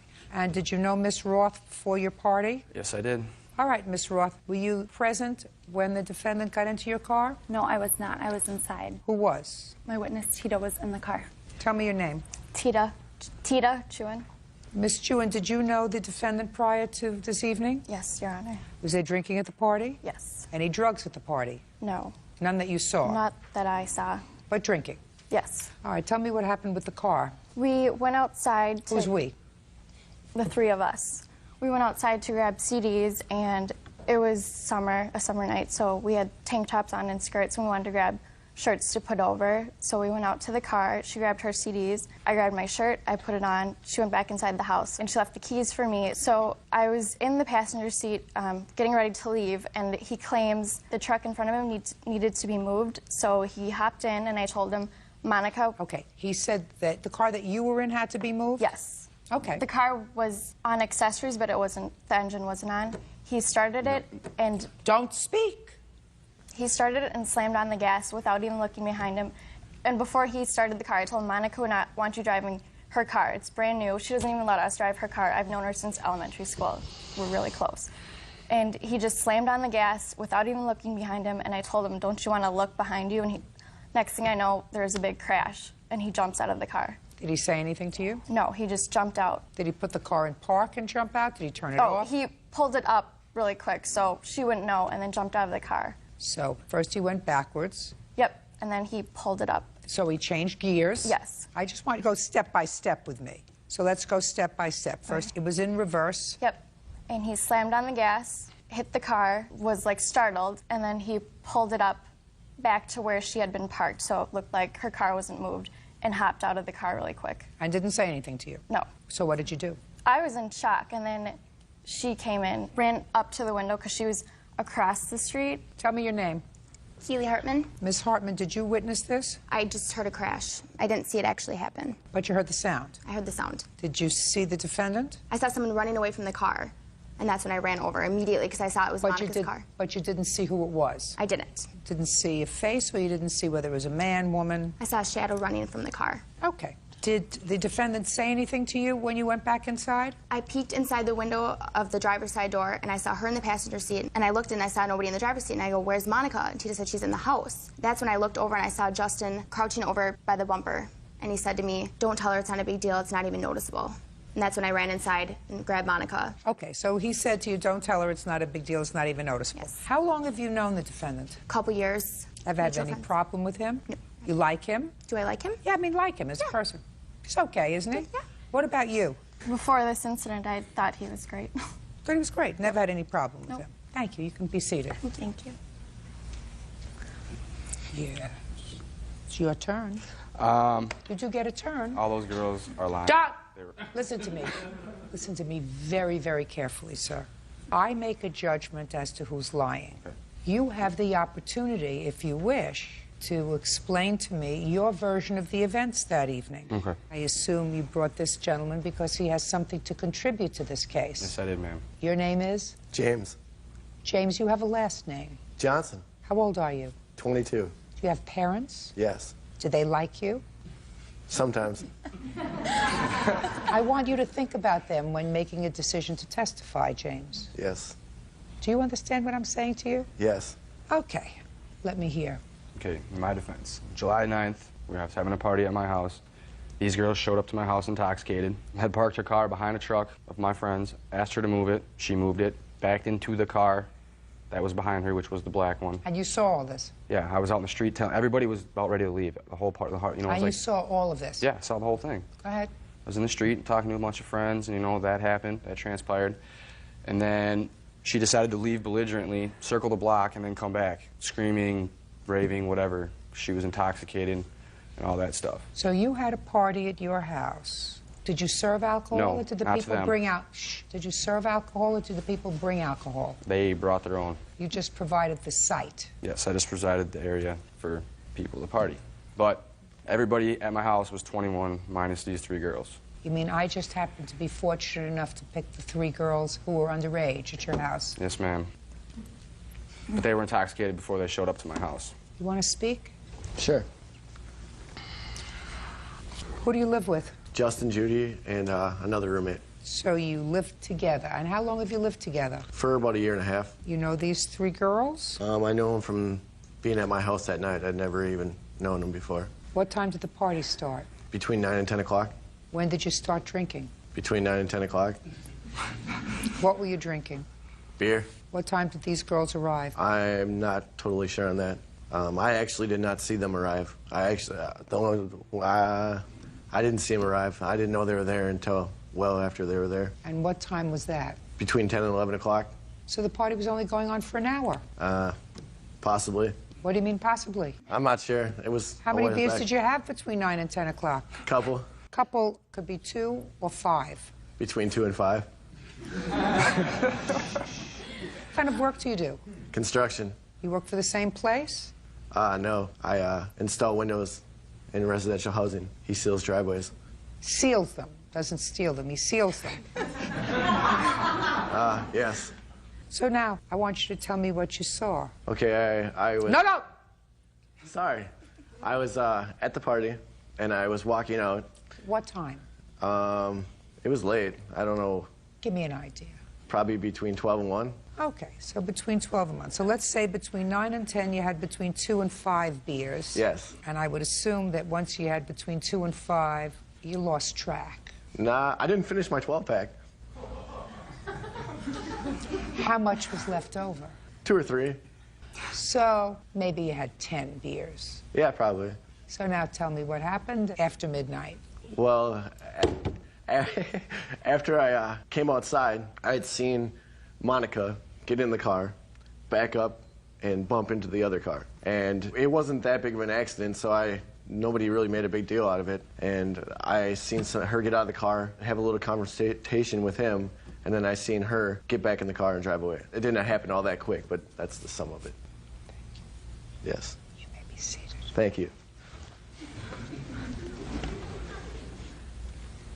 Don't you feel like a jerk? Judge Judy continues in a moment. I have phone calls from Justin saying he will pay me. Before you do that, before we connect, you want to say anything else to me, Justin? And later today. When did you take this money? A couple weeks before I was leaving for Florida. I don't know when you were leaving for Florida, sir. It wasn't on my social calendar. What's the matter? Is that too nasty for you? No, that was delightful. Real cases, real people. Judge Judy. Monica Roth says former friend Justin Judy backed her car into another vehicle. Justin claims it was a drunken Monica who was behind the wheel. Let me see the estimate on the car, please.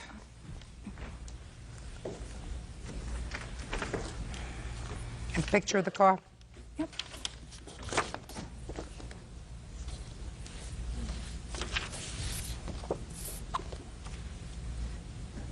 What kind of a car did he hit? Cougar. It was a black car, that's all. Cougar? I'm pretty sure it was a Mercury Cougar. You know who it belonged to? It was this kid, Jeremy, and he didn't even tell him that he hit his car. But did you tell him? He came out, and I think Keely or someone told him. I wasn't. Who told the Cougar that his car got hit? Anybody? I didn't. Well, Nobody told me. Shh. I don't think I didn't tell him. He heard from the people inside that someone's car had been hit, so he ran outside and saw that it was his car and was furious with Justin. Is the Cougar man a friend of yours? Yes, he's a very good friend of mine, actually. How come he's not here? He's How come he's not here? working. Is he overseas? Is he fighting in the military? No. He couldn't Huh? make it. Couldn't make it. No. Too bad for you. He's a very good friend of yours. It seemed to me a very good friend. Instead of bringing this one over here, I certainly would have brought the person whose car... I'm speaking. I would have brought the person whose car was hit to testify that they know that it wasn't you who hit their car, it was somebody else who hit their car. Put your hand down. He's the only one that saw it, though. The guy who owned the car did not see You see how anything. many witnesses they have here, too? You see what you have on your side? Stop shaking your foot. It's making me nervous. The guy whose car that she hit was not around and did not see it, did not know it happened until later in the night. Your Honor, I have phone calls from Justin saying he will pay me the money and that he's so sorry that he did it, and he is doing everything he can to get me my money, and he just wants to pay cash, and he doesn't want to go to court. You have him here? Yes, I have. Oh, I'd like to I hear can that. call my voicemail. Oh, Should I go sure, up I'd like there? to hear that. You can- yeah, please. It's her phone. She's gonna. There's two of them. So. Ooh, I love to be right.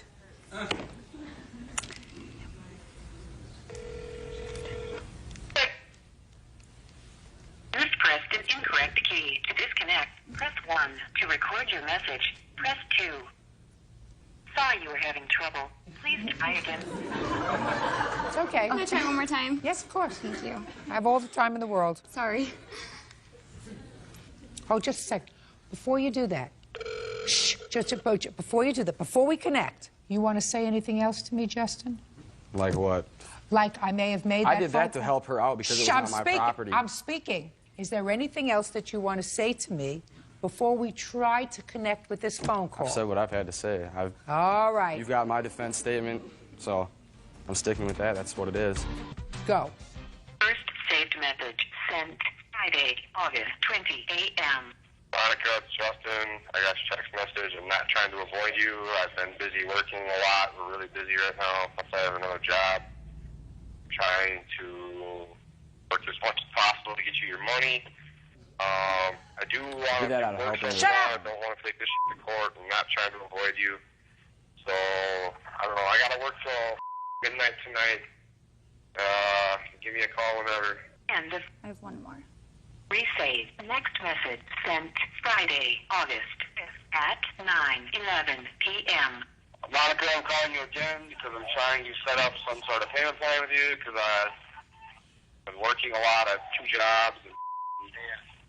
Yeah, so call me back and let me know what's up. I don't want to take the court. I'd rather pay you in cash and get it dealt with. Call me back. End of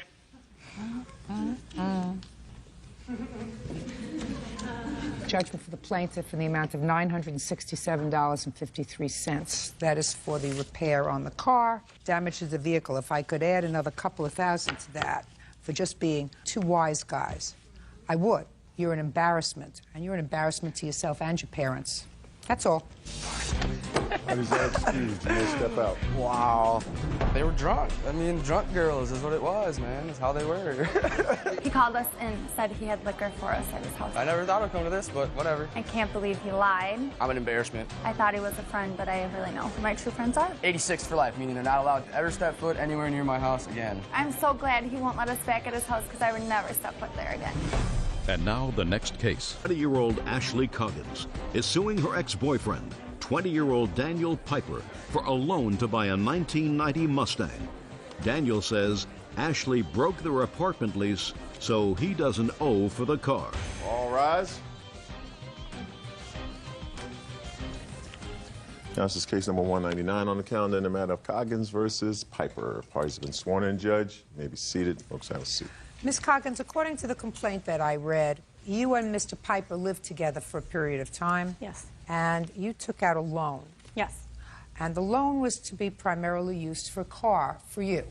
What kind of a car did you buy? 1990 Mustang. How much did you pay for it? $3,200. How much of a loan did you give him? $4,500. What'd you do with the rest? Well, she got a portion of the money, approximately $300 to $400, and the rest of the money I used to plate the car and insure the car. And then shortly after the loan, the two of you broke up. Yes. He made some payments on the loan and then stopped. Yes. You want him to pay the loan? Yes. Mr. Piper says that he was forced to sell the car, stop making the payments because you moved out of the apartment, leaving him with the lease and the bills. And he couldn't do everything, so he stopped making the car payments. Well, I paid some payments. I did not. How many payments did you make? I believe 4. And in what amount? 122 and some change. Does that sound right? I believe he made 4, but only $55 have been made since the payments were always late. And they were adding the interest and the payments were always late. He's only actually paid $55 on the loan. Can I see your last statement, please? Yes. So I can look at it.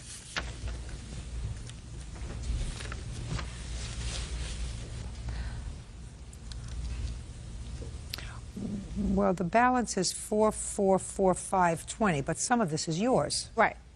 Well, let's say there's $4,000 left on the loan. Now, did you both sign a lease for this apartment? Yes. When did you sign the lease? March of 2004. And when did you move out? I moved out July of 04. Are you still in the apartment? Yes. What was the rent on the apartment? $735 a month. And what was your financial arrangement with regard to the rent? I was supposed to pay all of the bills, the electric and the cable and the cell phone bills, and him and his brother were supposed to pay the rent. They were supposed to split it. 3 of you living there? Yes. Is that right? My brother did move in, but we were not splitting the rent. That wasn't the agreement. Yes, it was. Shh. Why not? Due to the fact my brother had just got back from the Navy, he was in a tight spot, he needed a place to live. I let him move in with us under the agreement that he would pay $200 a month. Is he paying $200 a month? Yes. Then you're almost whole, sir. If the rent is $735, let him pay half the rent. He's not in a bind anymore. I understand, but he's Right. also not on the lease. I don't care whether he's on the lease or not. He's living there. Yes. I mean, your defense to this whole action with regard to the car is that she left you with the lease, which I would take into consideration, except for the fact that you moved your brother into the apartment and he can pay half the rent. I mean, he's a big boy. Yeah, but what was I supposed to do when she left the lease, didn't have somebody else move in? Listen to me very carefully. Okay. When you moved into the apartment together, Mm-hmm. the two of you, in March of '04, did your brother move in with you? Yes. At the same time? Yes. Really? Yes. With no agreement that he was to pay at least a third of the rent? No. The agreement was $200. Well, you better change the agreement, sir. Circumstances change. He's living there with you. Now, put your hand down. You sold the car. Correct. Who did you sell it to? Kid named John. Did you put a sign in the window? No, I didn't. Well, how did you sell it? The kid came to my mother's house where the car was parked in the backyard. He had them get a hold of me because he wanted to purchase the car. You mean it was like Karnak? He said, oh, this must be a car that's for sale? Well, the person that I bought the car from was friends with this kid. He was looking for that kind of car, so he came to me. How much did he pay for the car? How much did he pay for it? That's my question, sir. It doesn't give you an opportunity to think about an answer. I just you should didn't know hear that. you. You should know that like that. Yes, Don't play with me. He paid $1,100 for the car. Why didn't you give that $1,100 to her? Why would I give it to her? Well, who's supposed to pay this loan? Me. But you haven't been doing that. At that time, I was still paying the payment. But then you stopped. Correct. So why didn't you give her the $1,100? Because I was paying the loan at the time. It was. But then you stopped. The $1,100 by that point was gone. I mean, the situation I was in, I didn't Who is this? have. This is my girlfriend. What is she here for? Because she's been the one dealing with Ashley during this whole thing. Why is she dealing with Ashley? Because I repeatedly to talk to me. I repeatedly asked her not to call me. If she needed to get a hold of me, I asked her to ask her mother to call me, to email me, or to have... I don't want to hear you unless I ask you a question. I repeatedly asked I'm her getting not to call me. frustrated with you, Mr. Piper. Okay. I'm getting frustrated with you, Mr. Piper. Somebody takes out a loan for you. You promise to pay them. You stop paying them. You sell the only equity that exists, which is your car. Well, to tell you the truth, the car wasn't part of the loan. Well, what was the loan for? I'm saying there was no, that wasn't collateral on the loan or anything like that. Okay, this loan was just a personal loan. It wasn't a car loan. I understand what it was, sir. Okay. She took out the loan to enable you to spend $3,200 plus tags and fees to buy a car. Correct. Of course I'm correct. You think you're smarter than I am? No, ma'am. On your smartest day. You're not as smart as I am on my worst day. Okay. What do you want? I was wondering if I could say something. Of course. I haven't had lunch. Well, Danny was with Ashley throughout their whole high school career. I don't give a, listen to me. I listen to me understand that. carefully. I don't give a rat's behind whether they were soulmates in utero. Okay. He took money from her. I understand Listen, that. Try to be quiet and watch my mouth. He took money from her to buy a car. He stopped making payments on the car. He stopped making payments to her for the loan that she took out to enable him to buy a car. And then he has the gall to sell the car and not give her the proceeds. She lived with Danny, was very unsatisfied with whatever Danny did. Left, did not pay any rent, didn't pay anything, asked him, oh, she is always in contact. Did you pay the rent? Did you pay this? Did you pay that? If you walked out, you are supposed to find someone to take your place. She did not do that. She left Danny with everything. Left him with the rent, the utilities. He had shut-off notices. Listen to me. A roof over his head is more important than a loan payment When that my she mouth should have starts to move, yours is not moving. Do you understand that? Yes, Your Honor. Judge Judy continues in a moment. He has no right not to pay his debts. And if you are making excuses for him, I'm not. Good, and you deserve each other. And later today, Why didn't you have it out when you were supposed to? I hadn't realized how much stuff I had accumulated. I didn't realize how long You it would mean take. it just came up and bit you on the behind? real cases, real people. Judge Judy. Ashley Coggin says she loaned money to ex-boyfriend Daniel Piper so he could buy a 1990 Mustang. Ashley says Daniel has never paid her back. Danny has a brother, a big, strong guy who served his country, who came back, and who now has a roof over his head, cable, gas, electric, rent. And these two boys have to manage to pay $735 rent. And they can get that by collecting cans if they need more money. His brother, if he is trying to find a job, can go and work in a fast food place for minimum wage. You can make $350 a month doing that. He has no right not to pay his debts. And if you are making excuses for him, I'm not. Good, then you deserve each other. Judgment for the plaintiff in the amount of $4,000. That's all. Step out. Parties are excused. You may step out. After he asked her numerous times, don't call, I took the initiative to make the decision with her that me and her would communicate. Well, I was calling him. The loan was in my name, and the bank was contacting me at work. I couldn't handle it anymore. I mean, too many phone calls is too many phone calls. He doesn't want to take care of his responsibilities. He just wants to let everybody else handle everything. And now the next case.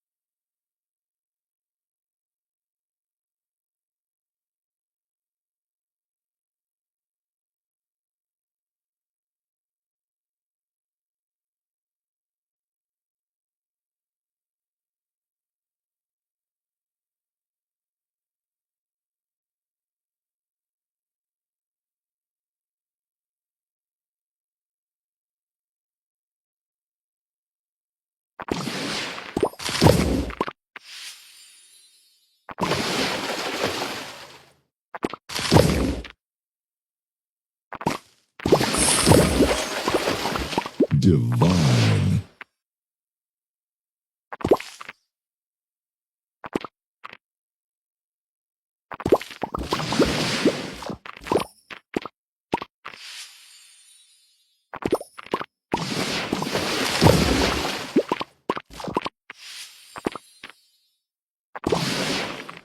Sweet.